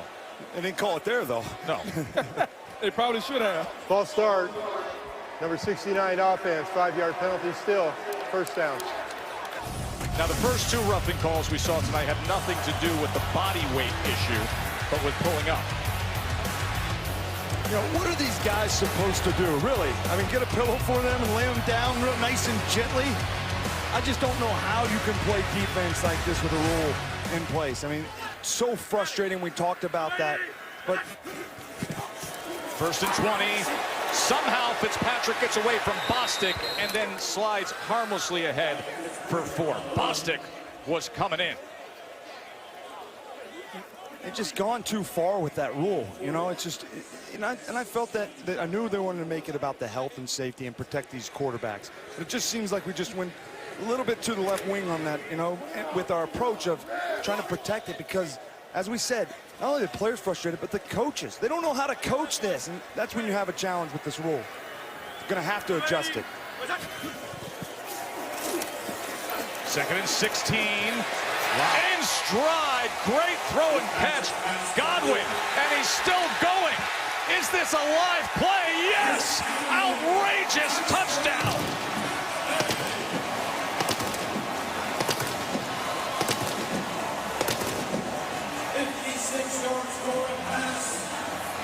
Steelers defense fell asleep. Godwin took advantage. What a throw by Fitzpatrick there. He sees it's tight coverage. He steps in there. Right in behind Hilton. Does anybody touch him? I don't think he did. Nor did Godwin. Thus why there's a 56-yard touchdown on the board right now. You be the judge. Watch for any contact at all. The only thing I see, guys, is Godwin's foot hits the DB in the shoulder right there. I don't know if they're going to call that, but his foot does hit number 28, Mike Hilton, in the shoulder. But regardless what they call there's three guys there. We will Somebody's going to have review awareness. the previous play. Jeff Triplett is our rules expert, who has worked down on the field for 22 years before retiring and joining us on Monday Night Football. We will hear from him when we come back with this official review. Will this stand as a touchdown? Jeff Triplett, I ask you, when you see the foot hit the shoulder, how would you rule this? He's got his foot hit as he's on the way to the ground. So I think you're going to be down by contact at this spot.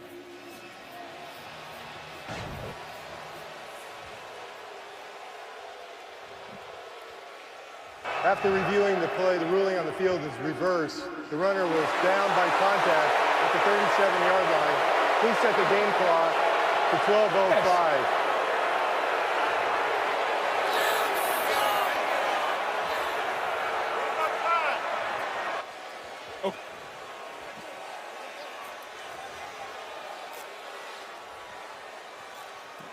You know, Joe, that's one of the things, though. It's good by the referees there to let it play out, knowing that all touchdowns are going to be reviewed, and then bring it back. So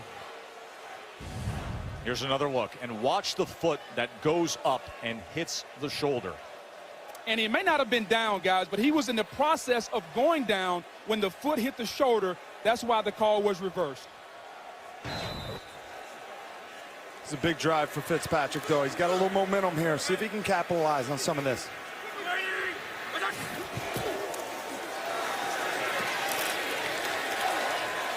Peyton Barber is brought down by Bud Dupree for a loss, as well as Cameron Hayward. You know, playing against this Pittsburgh defense for a long time, it's so hard to run east and west on them. They do such a good job extending two-gapping and allow these linebackers to run. That's why you have to go to the passing game. Certainly, when you're down 20 points, you do, but they do such a good job of moving east and west. Hey, Liz 51. Liz 51. He's sliding the line left. Liz means left. Sacked. John Bostic on Ryan Fitzpatrick. Second sack for the Steelers. And see, to me, this one, in my opinion, is on Fitzpatrick. They have it blocked up. He's stepping up for no reason. When he said Liz, that means he's sliding the line left. He has the blitz picked up. A little bit of a happy feet right there by Fitzpatrick. You know, we were getting on those linebackers, inside linebackers, about being a little bit of a liability in pass coverage, but that's what they bring. Going against offensive linemen in pass rush, creating some pressure on the inside of the pocket. 3rd and 18 now, as they go to Godwin on the receiver screen, as he weaves his way ahead and will have the first down. And a little John going on at the end of it. So he comes up with 20 yards on 3rd and 18. You're the Pittsburgh defense. You got to come out of the stack. It's a quick screen. Rally the ball. Get off these blocks. See Mike Evans just pancake Cody Sensabaugh there. You're going to see it. Just a quick screen. Smith getting out on these linebackers. Good block by Mike Evans. Who are you away from the football? It's the ultimate sign of a wide receiver. It's almost big plays happen. Good hard running by Barber.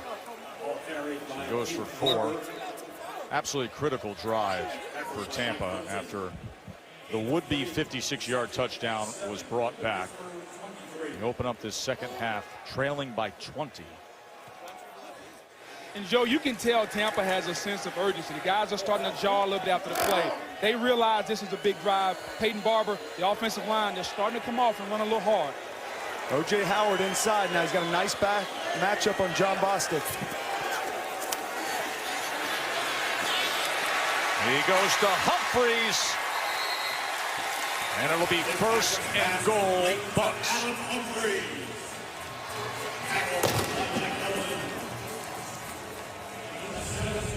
That's just protection here. Dotson. They're going to chip T.J. Watt with Barber. He was very disruptive. 3 sacks in that first week, just trying to give Fitzpatrick some time. Get the ball out. You've been calling for Big Mike Evans in a spot like this. He's at the top of your screen. For this, the 11th play of the drive. Barber trying to wiggle his way a little closer for 3, and another flag is down back at the 8.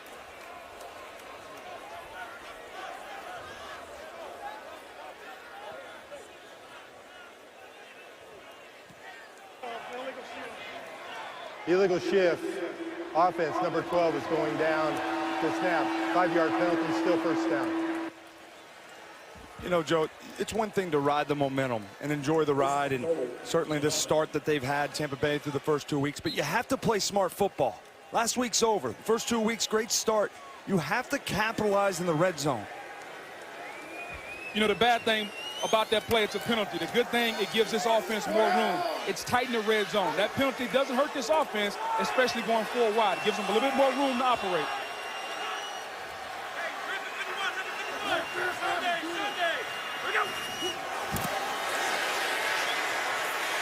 Fitzpatrick took too long, and Dupree got to him with Hayward again. And that's the Pittsburgh defense there, playing good coverage, passing it all off. Fitzpatrick had nowhere to go with the football. He was trying to extend the play. They do such a good job on the all-22. There's nothing to, it's protected. Look at these guys at the top of the routes. They're covered.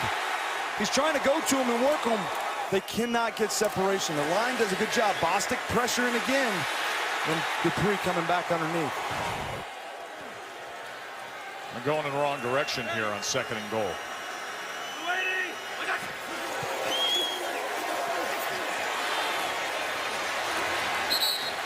And with Sean Wilson out of the backfield, it'll be 3rd and goal from the 10.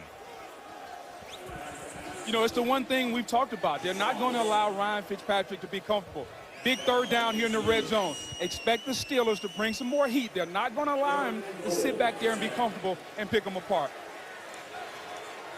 This is a drive you need 7 here.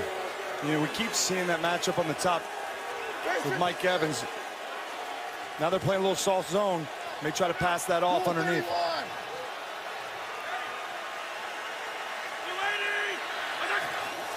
Third and goal. To the end zone. Batted around and nearly picked off by Chicolo, but falls incomplete as Sean Davis was closing in on Chris Godwin.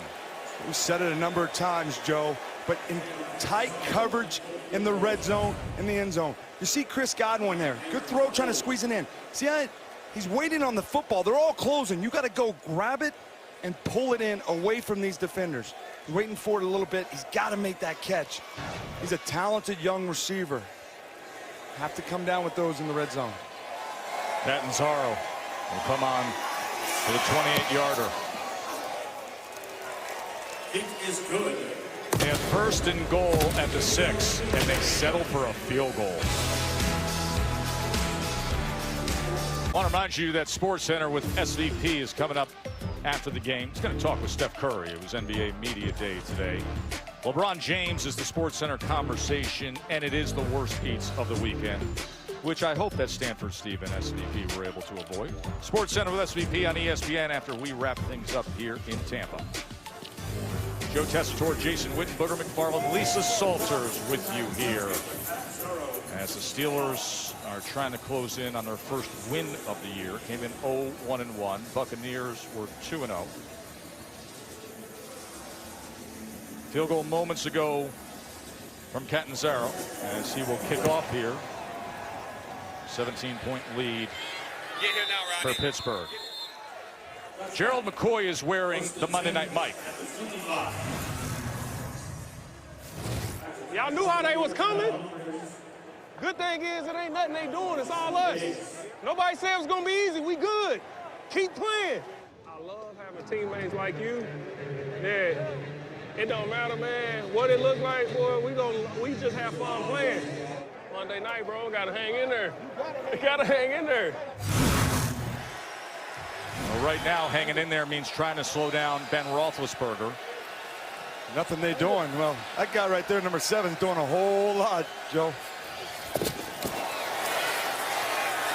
James Conner keeping his balance and getting to the outside. Ben Roethlisberger, by the way, has had 682 passing yards in the first halves of games this season. That's the most of any player in his team's first 3 games in the last 25 years. Sitting on 273 and 3 touchdowns.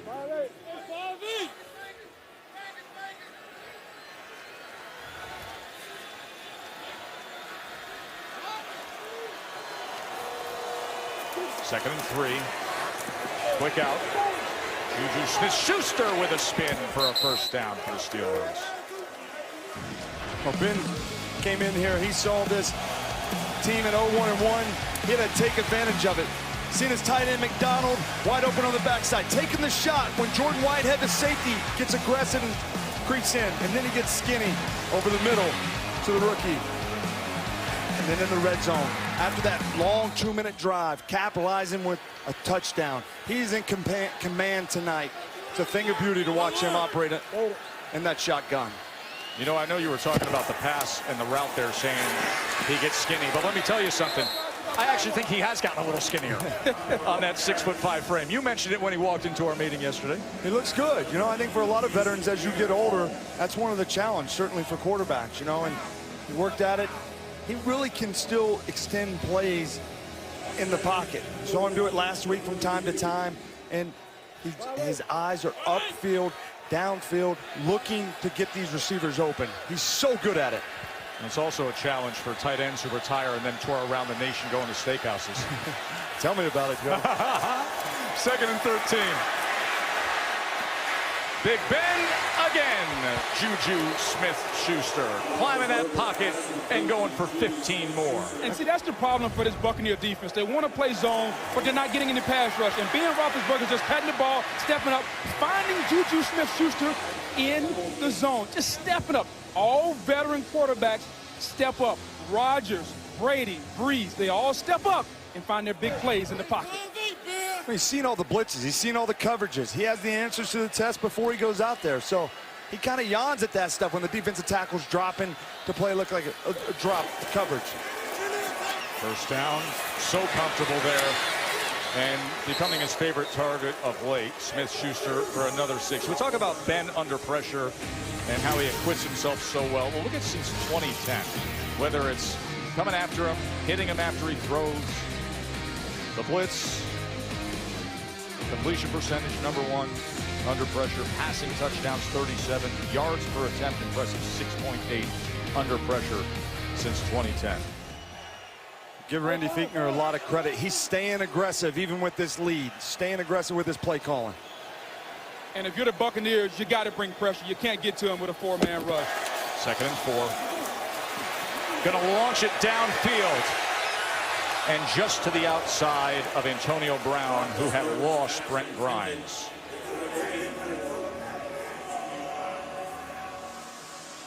There's a double move. They took a shot, talking about Randy Fichtner being aggressive. You're going to see Antonio Brown with the quick out and up. He gets past Grimes right there. Old veteran move, throwing him by him, and then just missed that throw. And, you know, they haven't hit on a lot of those. I think that's what the frustration was about early in the week, you know, and going back to the last 2 games is vertically down the field. They've been so good at it. Not so much this year. Bucs defense needs to stop. They're going to bring some heat. Third and 4. Instead, they back off. And Ben does that with time. James Washington, the rookie from Oklahoma State. Ben just throws them open. Washington's going to go up. Single high coverage inside. Tight coverage. You see how quickly Ben throws that ball before they're even out of the cut. That's what you want when you're working the middle of the field, because you know that defender's closing hard.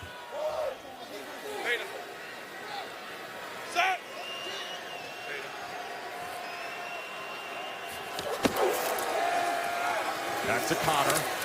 And a nice job by Quan Alexander to fit that thing up, fill that hole.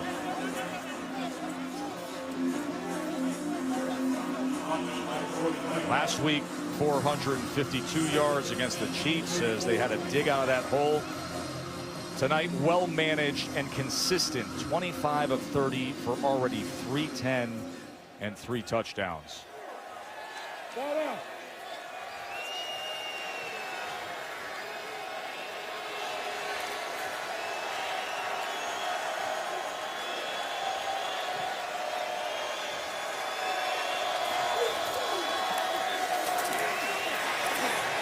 Underneath, Jesse James as he slides inside the 30.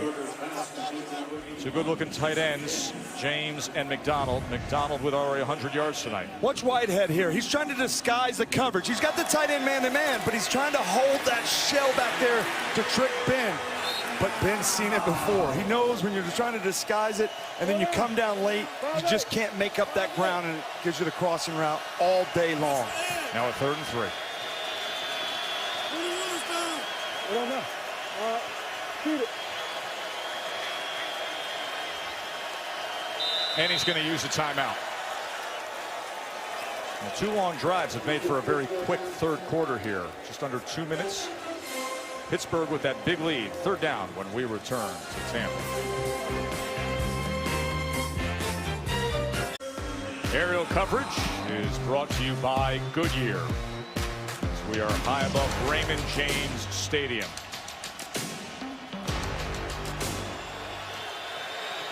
Third down and 3 for the Steelers. Off of the timeout. Roethlisberger. Ball comes out, rolling around, and Pittsburgh falls on it. That was B.J. Finney, who is the starting right guard tonight with David DeCastro out. It was Jason Pierre-Paul who had forced the fumble. When rush and coverage work together, the coverage forced Ben to hold the ball. And then you just have the effort and the power by JPP. That's a 6'8", 320-pound guy. He just walks him back, and then the extra effort. Good to see JPP playing well again. You know, Boog, I played against him for a long time when he was in the New York Giants. He has that rare combination of strength, speed, and explosiveness off the edge.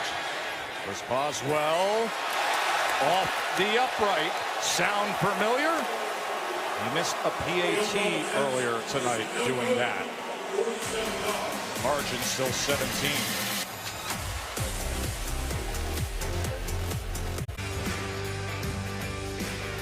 ESPN's Monday Night Football is brought to you by Burger King. All new juicy, crispy chicken tenders are now available. Try yours today only at Burger King.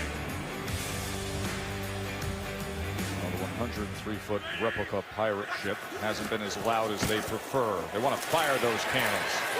Incomplete on 1st down.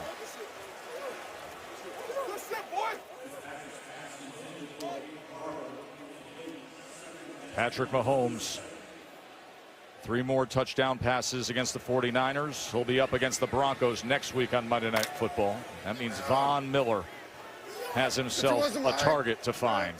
13 touchdown passes on the year for Mahomes. He had 1 scramble yesterday that was unbelievable, with a touchdown toss coming at the end of it against San Francisco. The scramble was great, but did you see the throw? How can you make that throw? You can. 2nd and 10. Pitts complete past midfield. Deshaun Jackson. Final minute of this 3rd quarter. Can Tampa rally? And they got the field goal there. Coming out of the half, they got the break with the missed field goal. Little momentum there. They're still down 17. Take advantage of this. Big strikes.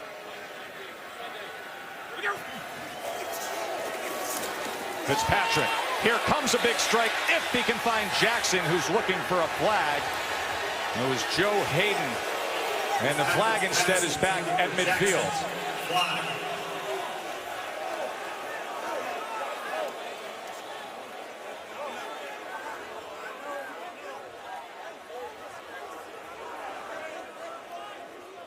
Personal foul, shot block, number 25 and 77. Offense. 15-yard penalty, still first down. I mentioned Mahomes yesterday against the Niners. Here's how he looked as he went for over 303. He's got playmakers all over the field. You see him scramble there? And this is the throw I was talking about. Unbelievable. This guy's got a lot of weapons on the outside. Kelsey, Hill, Sammy Watkins. He's got Hunt coming out of the backfield, but this is his offense. He is in complete control, confident with this system, and he can sling it all over the yard. First and 25 after the penalty. As they go with the screen to Wilson, the rookie running back out of Duke. The best thing about Mahomes, though, staying on him is just the spirit in which he plays. I mean, everybody talks about him taking over for Alex Smith, the veteran. Alex loved kind of mentoring him and grew him because he wanted that. I mean, Mahomes welcomed that, and that's what's great to see. And now he gets his opportunity in this offense. You will see the 3-0 Chiefs and Patrick Mahomes next week at Denver on Monday Night Football, end of 3. Saturday night on the ABC primetime college football game, they're going to have the whiteout in Happy Valley. Trace McSorley and 9th-ranked Penn State taking on Dwayne Haskins and number 4 Ohio State. Coverage will start at 7:30 Eastern, of course, also available on the app. College Game Day is going to be there. Reese, Kirk, and the guys at Penn State. 2nd and 21 to start the 4th quarter. Fitzpatrick just gets it out to Adam Humphries. You know, the theme of the game continues. Mike Tomlin told us they weren't going to allow him to be comfortable. And even in the 4th quarter, they continue to bring blitz after blitz. Pressure from the quarterbacks, blindside. Now you have Mike Bostic coming off the corner, gets his hands up, leads to an interception. Then you have the big nose tackle, McCullough's getting in his face, forces him to throw high. And then, to me, this is what makes Pittsburgh great right here. This is 4 weeks, they're losing the pressure on the right, bringing the blitz off the left. And notice Ryan Fitzpatrick's feet. His feet aren't getting settled tonight. That was the game plan by Mike Tomlin, and the game plan is playing out perfectly. Yeah, move him up that spot. Come right at him up the middle. You see that interception in the red zone that was so costly, one of his 3.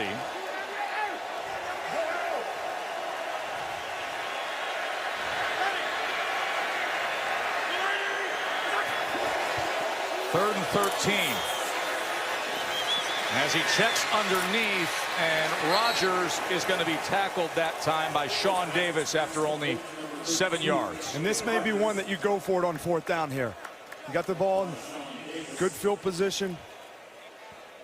Being down 17 like this, you may take a chance with Dirk Cutter. Yeah, because you don't know how many more possessions you're going to get, and you're down 3 possessions right now. So I agree with you, Whit. This is the right move by Dirk Cutter. No doubt about it. Trailing by 17, clock running under 14 minutes to play, and a 4th and 7 on the plus side. You see Mike Evans inside in the slot.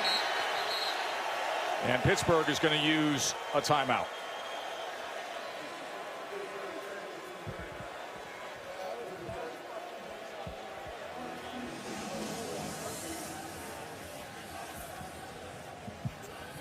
You know, we talked to Ryan Fitzpatrick the other day, mentioned off the top of the show. I said, listen, I'm enjoying the ride while it lasts. He knew these 3 games were going to be there for him when the suspension for Winston came in. He's playing with house money. And now come tomorrow morning, Jameis is back to work. Yeah, and he's going to say, you know, I've been doing this long enough. You know, I've been in quarterback competitions, all that. I just had an opportunity at this point in my career. They gave me the keys to be the leader of this football team. I'm going to take advantage of it. I'm going to go play hard. I'm going to enjoy the moment. You saw him coming out looking like Conor McGregor post-game in the Deshaun Jackson outfit. And that's all what this game's about. But he has an opportunity now. He's put himself in position to be the leader of this team moving forward. And he's not going to get bogged down on the things that he can't control. So 4th down here for Fitz and the Bucs.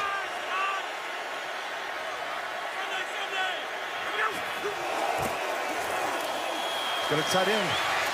Can he get there? It'll be a 1st down by way of Cameron Brate. As he comes up with 9 yards. You know, watch Brady. He's going to chip, slow down that pass rush, and then get out. You got to have awareness of where these guys are at, this tight end. He did a good job.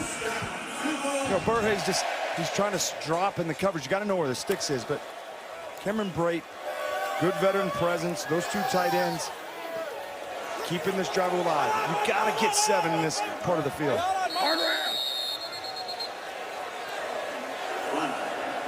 12 players in the formation on the defense. 5-yard penalty, still first down. Double-digit penalties against the Steelers tonight. You know, Joe, one of the things that Tampa's done over these first 2 weeks is they've taken shots on first down. You got that penalty now, 27-yard line, 28-yard line. Deshaun Jackson out there. I could see him trying to steal one here, quick, with a big shot down the field. Well, Jackson is right on that near side number, bottom of your screen, as Rodgers is the back for Fitzpatrick. Here comes Bud Dupree, and Fitzpatrick escapes and then goes near side as yet another flag is down as he connects with O.J. Howard.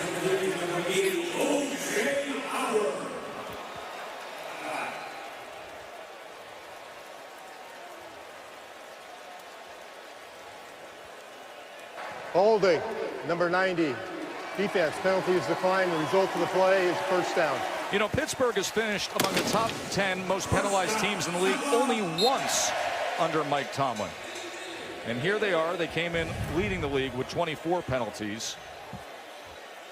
You can see him. He's going to hold. I talked about earlier about licking your chops. Have a stand-up linebacker there. Really a defensive end in a lot of ways, the way he rushes, playing a man-to-man. So a first down at the 17.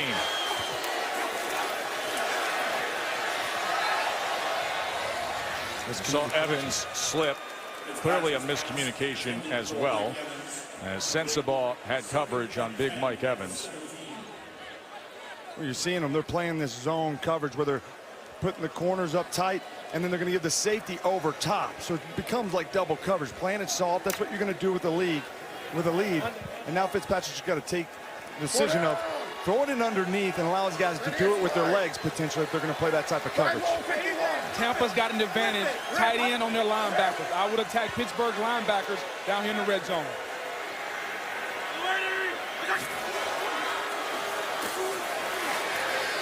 Goes underneath. Rodgers wiggles his way to what will be a first and goal. 11-yard reception for Jaquiz Rodgers. And that's exactly what I was talking about with that soft coverage. You see them all back there in the secondary. Just dump it down quick and let your running back do it with his legs. Remember, in the red zone, this is where the Bucs have struggled tonight. 4 possessions in the red zone. They've come away with just 1 touchdown. Had a turnover and then settled for a couple of field goals. This is the 10th play of this drive coming up. You got to think you got to use O.J. Howard's strength in this area of the field.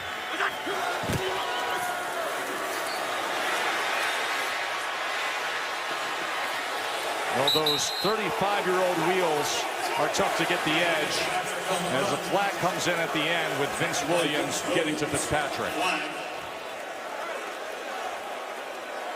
He just played the right way there, Fitzpatrick, you know. He's going to leave it all There's no out foul there. on the play for a horse collar tackle. First down.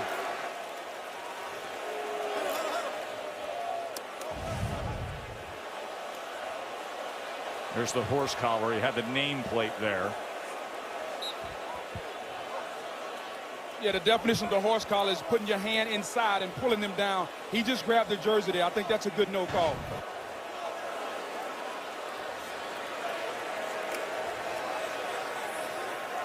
If you're the Bucs, you got to get a touchdown, and you need to do it. The clock is going to become a factor soon. Second and goal. Here on the bottom of the screen, there's 3 for 3. You got a number of different routes you can run on the cross and set some picks. Including Godwin. He looks that way. To the end zone. Beyond the outstretched arms, diving to the inside was Adam Humphries. And Humphries just got to get out of that cut. You're going to see him slip. He's going to fake like the quick out that we saw Switzer score on, and then he's going to come back inside. Watch him. Quick out. You got leverage on him. Come back inside. You cannot fall down.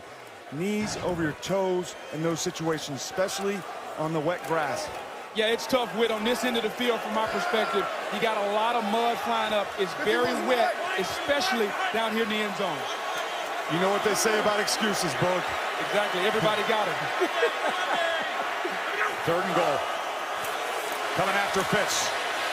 Pick it up as he lofts it to the corner. Jump ball is brought down by Godwin. Touchdown, Tampa Bay.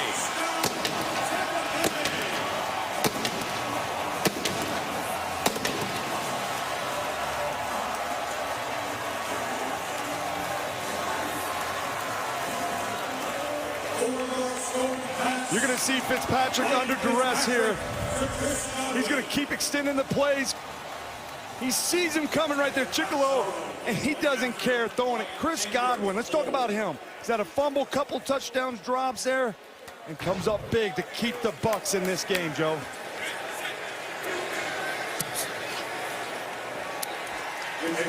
The Bucs have never overcome a 17-point deficit in the 4th quarter in franchise history. They're chipping away.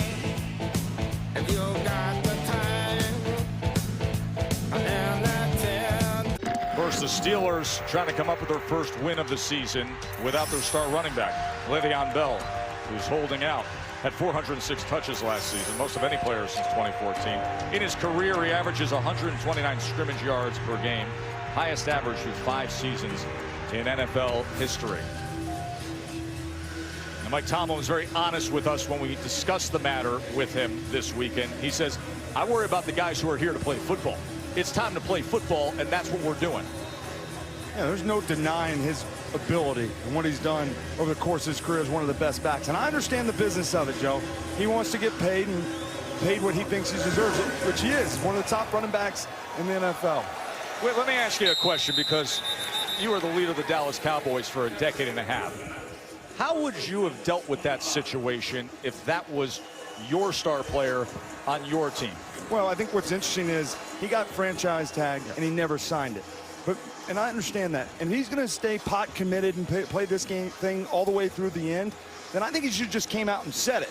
Because by not, and we saw this cat and mouse game happening between him and the organization, what that led to was his teammates coming out and saying, hey, he's not here day one. It felt like he left them hanging in a lot of ways. Would you have picked up the phone, called the guy and said, what are we doing here? I want to hear your answer. Absolutely. He's got 406 touches last year. We need him. I'm counting on him as a veteran player. You better believe I'm calling him, trying to get him out. And I get it. He wants to get his money, and this is a business, certainly. And the team has made taken a strong stance on where they feel in the negotiation process. And we don't know all of that. But at some point, Coach Parcells had a line, I love it. You know, football players need to play football during football season. Yeah. And he's just such a dynamic player for this team as a runner and out of the backfield. Listen, he can do whatever he wants. If he doesn't want to cash $855 grand right now, that's up to him. But to your point, if you're a football player, you like to play football. Vance McDonald, what a night he has had. You know, here's the thing about Le'Veon Bell. Everyone wants to blame the player. What about the organization? He's much more than a running back. He had 85 catches last year. So pay the man like a playmaker. I understand the business side of it. He has to take care of himself because when his career is over, he's the guy that's looking at his bank account. So we can blame Le'Veon Bell for not showing up and not being a team player. But if I'm him, I'm sitting at home because the Steelers had an opportunity to pay the man and they chose not to. Yeah, Bogan, I agree with that. He deserves his money, and it is a business. And the franchise tag. But the fact that it's lingered with the cat and mouse game that's happened, I think that's the issue that's happened with his teammates. You know, the guy who just carried the ball, who's filling in with him, the cancer survivor James Conner, he makes $200,000 less in his entire yearly salary than Bell would be making in a single game paycheck. And that's probably how it should be, because Le'Veon Bell is a special player. It's amazing how we become prisoners of the moment and out of sight, out of mind. If and when he comes back and plays for Pittsburgh or another team, this is a special three-down back. Him and Todd Gurley are the two best three-down backs in football. No question about it. I mean, he doesn't just do it in the running game, but passing game too. 2nd and 11, incomplete. Okay, let's say he does rejoin the Steelers. How do you deal with him when he walks back into that locker room if that was your team? Well, at some point, it depends where you're at with the record. Does he want to play? Is he ready to go in there? Is he showing up because he feels like he has to? Or is he coming in and saying, all right, listen, you know, we kind of called their bluff, and we negotiated a little bit, and I'm ready to go. You know, I'm put all that behind me. It's behind. It's just, you got to communicate with them. But if it's not, and it's going to continue to linger on, look, these guys that are playing, at some point, they want to get their money. They understand that. But here comes on Sunday afternoon, Monday night games. You just love playing football. Here's a big 3rd and 11 opportunity for the Bucs defense. Ben, downfield, wobbly duck with pressure on him, incomplete, as Jason Pierre-Paul was able to get to Roethlisberger.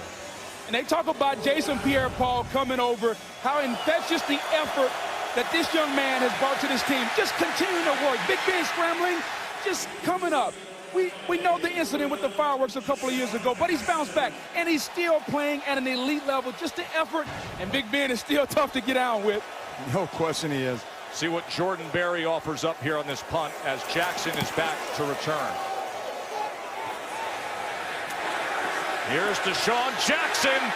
Watch out. Can be dangerous. Look at him go. Flag is down as DJ takes it back.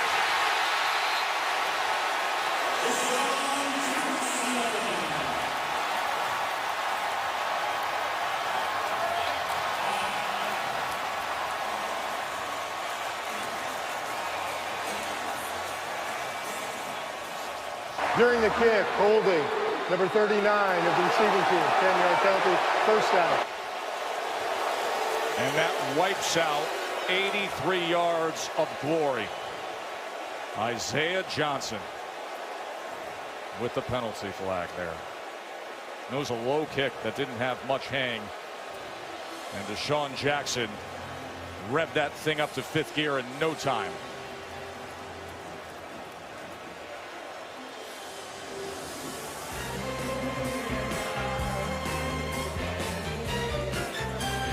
"31 years old, and Deshaun Jackson can still absolutely fly."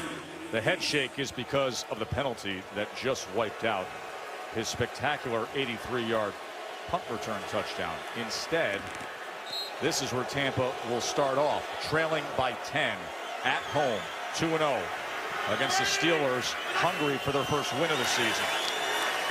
Fitzpatrick from the goal line as he goes short to the line of scrimmage to O.J. Howard for 2 yards. You're going to see Isaiah Johnson here on that punt return. He's coming off the line. He's going to go in there. He's going to hold him up. He's okay there. But at some point, the clock's got to go off in your head. And certainly when he spins out right there, you've got to let go. They're going to call that every time. Critical penalty. Yeah, to your point, Whit, when that spin out happens and you still got a hold of them, they're going to see it. Pete Morelli's crew has had plenty to see tonight with penalties. 2nd and 8. Nice grab by Howard. You're going to see Pittsburgh's had a lot of success blitzing and the pressure. But when you bring those zone pressures, those defensive end and linebackers have to drop in coverage. And that's O.J. Howard climbing over. Watts actually got pretty good coverage, but that's why you draft that guy in the 1st round. Athletic ability to catch those seam balls. Oh, he's a walk off the bus kind of guy. From Alabama at 6'6" and over 250.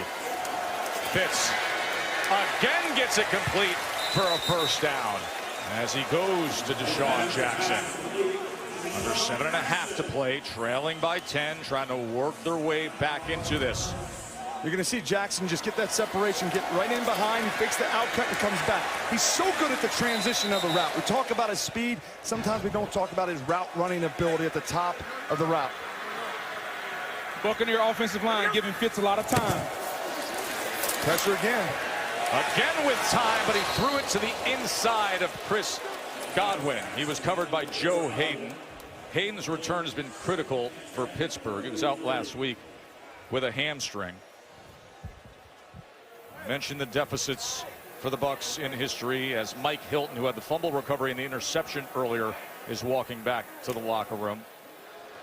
The Bucs' largest 4th quarter deficit overcome was 14 points. That happened all the way back in 2009 at New Orleans. They've never overcome a 17-point 4th quarter deficit.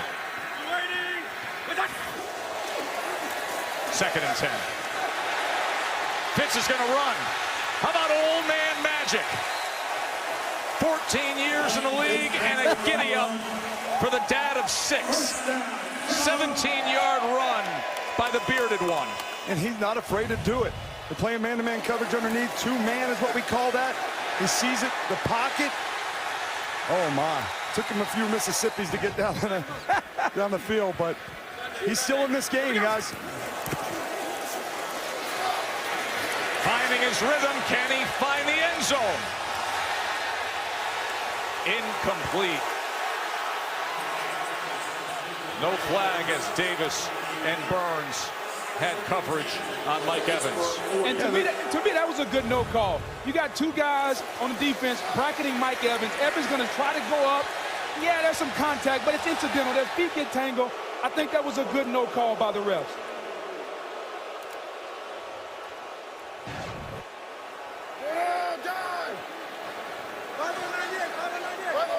Pittsburgh's defense doing a good job playing soft coverage and then bringing pressure, mixing it up, trying to keep Fitzpatrick off.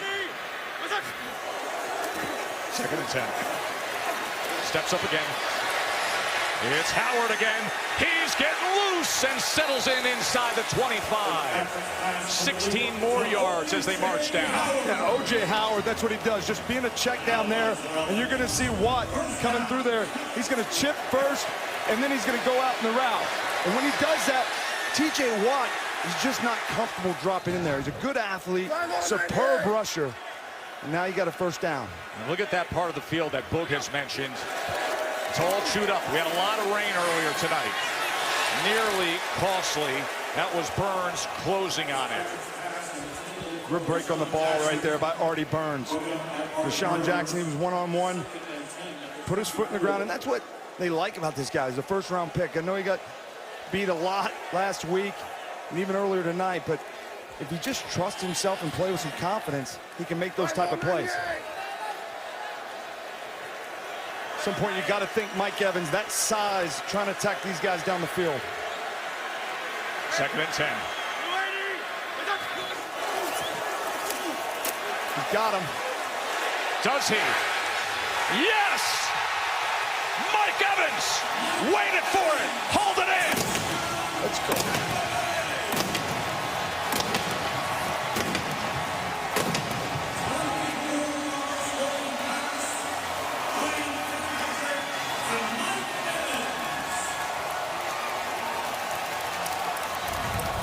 The trust that Fitzpatrick said, he says, I've never played with receivers this fast. Got to let it go.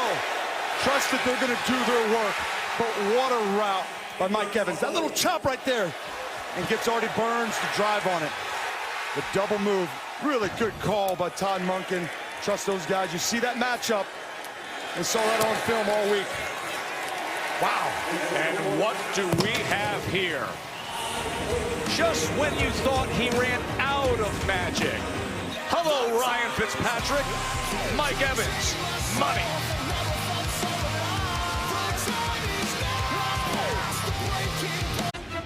What kind of magic do we have left? He seemingly has plenty. Moments ago, Ryan Fitzpatrick back to being the Fitzmagic we saw of the first couple weeks. They trailed by 20. Now it's just a 3-point game.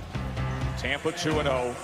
Pittsburgh was up big, hunting down their first win of the year. Did you see his eyes, man? You think he loves football, Boog? The Harvard Houdini right there, baby. Intensity. The momentum has changed. The Buccaneers sideline is pumped. Now it's up to this defense. They have to go out and get a stop. Big Ben, he's going to come out slinging, but this Buccaneer defense has to ride the momentum. Gerald McCoy, Vinny Curry, Jason Pierre-Paul have to get to the quarterback now. And keep in mind, though, a Bucs secondary playing with 3 rookies, a second-year pro, and a veteran in Brent Grimes, who's coming off a groin injury. You know, this Pittsburgh offense has only had 4 rushes for 3 yards. We talked about Le'Veon Bell. This is the moments you need him with the lead in the 4th quarter. Let's see if they can get it going. So he is directing the rookie James Washington is Big Ben. 5:43 remains. James Conner. What a great run by James Conner. In for Le'Veon Bell, who's been holding out, and he picks up a nice block from Antonio Brown. 27 yards from Connor. This is one of their favorite plays. They're going to pull Foster. He's going to kick out. McDonald gets just enough, and Grimes one-on-one. Doesn't have much as a chance on Connor.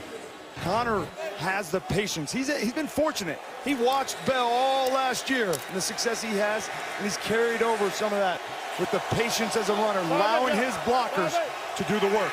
They got a big group in. Extra offensive lineman in as a tight end as they will keep it on the ground, and Connor again. Keep in mind, this young man was diagnosed with Hodgkin's lymphoma back in November 2015. Chemotherapy, remission May of 2016, and now grinding away as the starting running back for the Pittsburgh Steelers. But Joe, he said he doesn't want to talk about that no more. He wants to be a football player, and if he keeps running like that, we'll talk about him as just a football player. Great move right now by the Steelers. They're running a little bit of clock, keeping their defense off the field. He is all ball right now. I formation. As Big Ben will just take it ahead on 2nd and 1 and get that first down. Those terrible towels have been going all night long here. Steeler Nation always travels well, especially so here in Florida. And this Tampa defense, the strength of this group, haven't been very good. The strength of it, though, is up front. McCoy going to get in Pierre-Paul. Vinny Curry coming in. They got to get a stop here now that the ball is in the red zone. You have to play tough defense in this area of the field. Big fullback Roosevelt Nix in the game, as is the extra tight end in Brimble, and the extra tackle in Okorafor. Had a reach for that mesh point. Got to be careful trying to do that. It's a loss of 4 as Levante David surged in. What a play by him, though. Levante David, he just hits it hard, and he sees that it's a run. He's right here. Watch him go here. His linemen are going to take on double team. He sees that it's going there. He sheds the fullback, who overruns it a little bit. His speed and strength. That's what this defense is all about. Sideline to sideline linebackers, what to talk about. This guy has that here, 7 years, Tampa. They took over at their own 25 with 5:43 left. 4 straight runs, trying to close things out here. Under 3.5 to play. After Tampa Bay has been on fire in this second half. They trailed 30-10 at the half. And Joe, you can tell what Pittsburgh is doing, trying to run the football, but they can't fall asleep. Here you go, Ben Roethlisberger in shotgun. We're not going to play conservative. We're playing to get our first win of the season. 2nd and 14. Here's Ben, quick out, as he's able to get it to Ryan Switzer. It was pushed out by David. That gets 5 of those yards back, and it'll be a big 3rd down with 3:26 remaining. You know, it'll be interesting to see what Ben does here. Calling the plays, getting them in and out of the huddle. Do you play for the field goal? You know, the field goal kicker hasn't done a very good job so far. And or do you go aggressive with it and try to get this first down and close this game out? By the way, Antonio Brown has been shut out this half. Is this the spot for their All-Pro? 3rd and 9. Gonna throw it underneath. Nope. He threw it to the outside and behind a streaking AB, who was covered by the rookie Carlton Davis. That's a good stop by this young Buccaneer defense. We knew Ben was going to drop back and try to make a play. Good coverage by Davis. Now you're going to force a punt, and you give the ball back to Ryan Fitzmagic. You can see Ben, he's frustrated there. You know, I don't know if he'd like to have that throw back. He's confused on the route, but they're close to field goal position now. We're going to have to check on this flag as a sensational effort from Jordan Berry. A punter from Australia. Illegal shift. Offense, number 88 was not set. 5-yard penalty, still 4th down. And the Steelers, their 3rd straight game with 12 penalties. That needs to get corrected immediately. How costly. Darius Hayward-Bay, a receiver and special teams guy. Antonio Brown a little disappointed after that third down opportunity.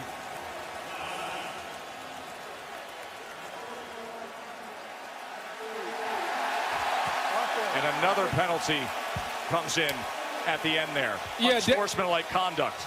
Darius Hayward-Bay evidently was upset, so he's over here jarring with the referee.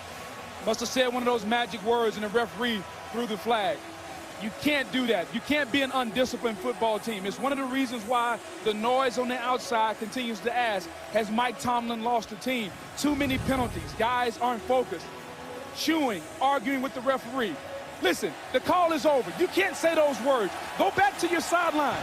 Your team is under siege right now. You can't do that. Mike Tomlin has to get that corrected. You're right, Bogan. The ball was at the 1-yard line. That's a costly penalty by a veteran receiver. You know, you got to talk to the refs, and I certainly did it, but you can't do it and get your team a penalty. And now it's Deshaun Jackson back to return because of it. And this goes into the end zone as Jordan Berry punts away 56 yards. ESPN's Monday Night Football is brought to you by Applebee's To Go. An improbable fourth quarter when Tampa Bay was floundering with turnovers. But all year long, we have heard the refrain of Fitzmagic, of believing. We will see if this feels like Pittsburgh in moments.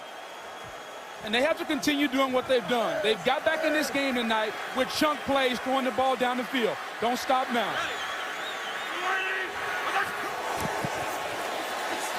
Here's Fitzpatrick. They've lived with the big plays all year long, but unable to connect with Evans. And another flag back inside the 10. There's no foul for roughing the passer.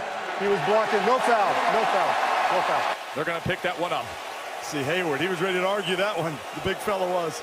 I mean, I'd argue it too, man. I mean, how many have we seen tonight? Probably 7 or 8 of them. These defensive linemen don't know what to do. They get tired of getting to the quarterback and can't put their hands on him. Well, we've seen 4 of them. I mean, he's rushing. He's trying to get there. Oh, come on. They picked it. Hey, relax, look, bro. they They picked didn't it up. call it. I understand. I get it. Calm down, brother. I get it. 2nd and 10. Almost intercepted that time by Sensabaugh. And you're going to see Sensabaugh just playing tight coverage now. They're playing sticky. And it's going to be interesting to see, do you bring pressure on 3rd down if you're the Steelers defense? Does create some one-on-ones, but you don't want to allow Fitzpatrick to have time in the pocket.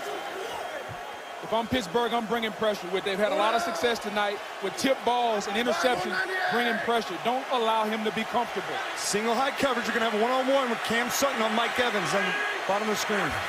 Here they come. 3rd down and 10. Incomplete. As he was trying to connect with Cameron Brate. You've got to punt it here. There Well, they 2 come. timeouts, 2-minute warning. So they will be punting away. Brian Anger. You see that from a lot of tight ends. Brate's a good player. When you're going down low, you want to wait for it and cradle that ball, Joe. You got to go out with your hands and extend and catch it. Secure the catch, man. It's tough for big guys to go low on those throws, but you got to find a way. See if Anger can flip this field and the Bucs can play some defense, or will the Steelers be able to put things away? It's a great punt that drives Switzer all the way back to the 16.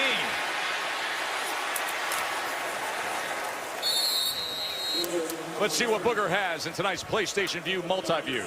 Well, it's all about Ben Roethlisberger tonight. He's had a tremendous night in the pocket, sitting back there. The touchdown to McDonald there, he stiff arms Conti and just takes it down. And then he says, you know what? Let me get my slot guy, Juju Smith-Schuster, involved, and he made a play. But what makes Big Ben is the presence in the pocket, the ability to step up and get the ball down the field. He's climbed the pocket all night long, and he's making plays. He's going to have to make one more for this Steelers team to win. He's going to have to overcome his own defense that has allowed 9 touchdown passes over the last 2 games. That's the most in any 2-game stretch in Steeler history. 9 passing touchdowns given up, and that's how Tampa Bay has gotten back into this game. Can they close it out? They go with that big group again with James Conner as the lone back. And he is wrapped up after a gain of 1.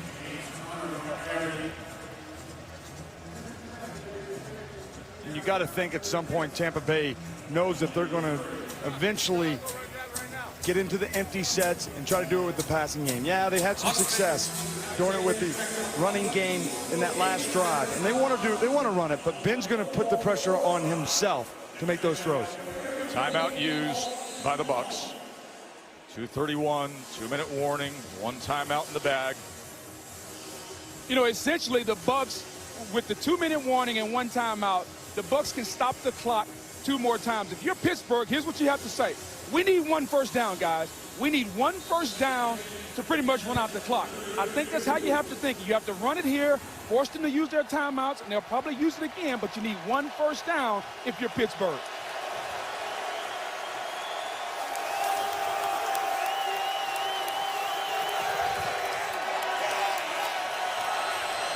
Second and 10. Might try to get a quick pass here in this type of area of the field. They will pass.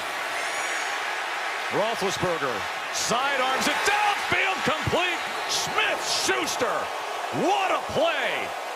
Classic Big Ben for 18 yards. What a gutsy play by Ben. We talked about second down, potentially take a little play action. Nobody's open. Escapes the pocket. Have we seen this one before? Takes the hit. They talk about plastering to Brent Grimes. Good luck. He's running to the right. Oh, he flips around, goes back left, and Ben hits him right in stride. It's so hard to defend when your quarterback is big and strong and accurate outside the pocket. A 353-yard night.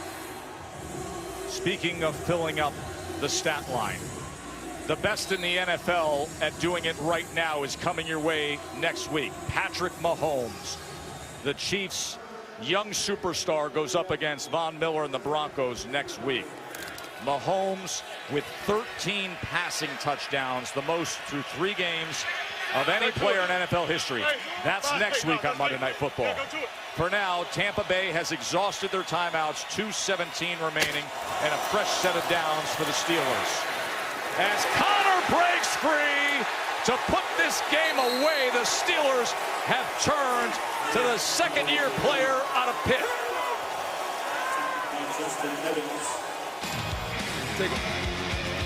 Great way to respond by Steeler Nation.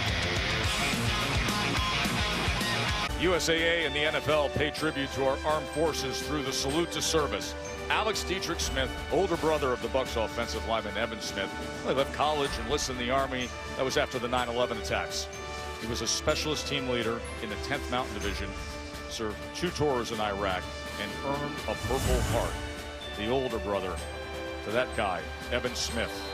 I thank Alex for his service. Now the Steelers have never lost a game that they've led by 20-plus points. Started to get threatened here, though, in the 4th, didn't they? And they also never lost a game with a 17-point fourth-quarter lead. Those are the next 3 games for the Steelers. And they got the Ravens on Sunday Night Football. The Ravens took care of business yesterday. You know, Joe, Pittsburgh needed this. People were questioning them. There was a lot of noise. We talked about drama and the friction. What quiets all that is a nice win. And I think something you can remember, guys, Mike Tomlin understands how to coach. Okay, he realized that his back was against the wall. He's never had a losing season in Pittsburgh. He knows how to respond to adversity. And now Tampa's got to go up to Chicago and deal with Khalil Mack and the 2-1 Bears, Falcons and Browns. Browns announcing Baker Mayfield as the starter after that sensational debut against the Jets. As for that guy, Ryan Fitzpatrick, the Magic came back after a brutal first half.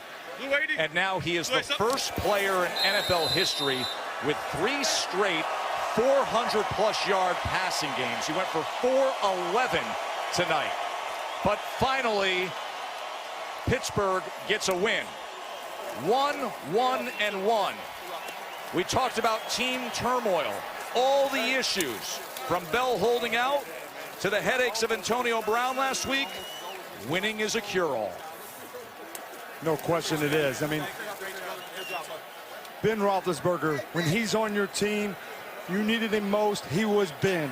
He put his team on the back, came on the road, he heard all the noise, said, I had a big week, and I just want to lead these guys, and he led them, baby. Incredible game, but no reason to panic for Tampa Bay. 2-1. By the way, James Conner with 48 rushing yards in the quarter to put things away as well. 30-27, Steelers get their first win of the year.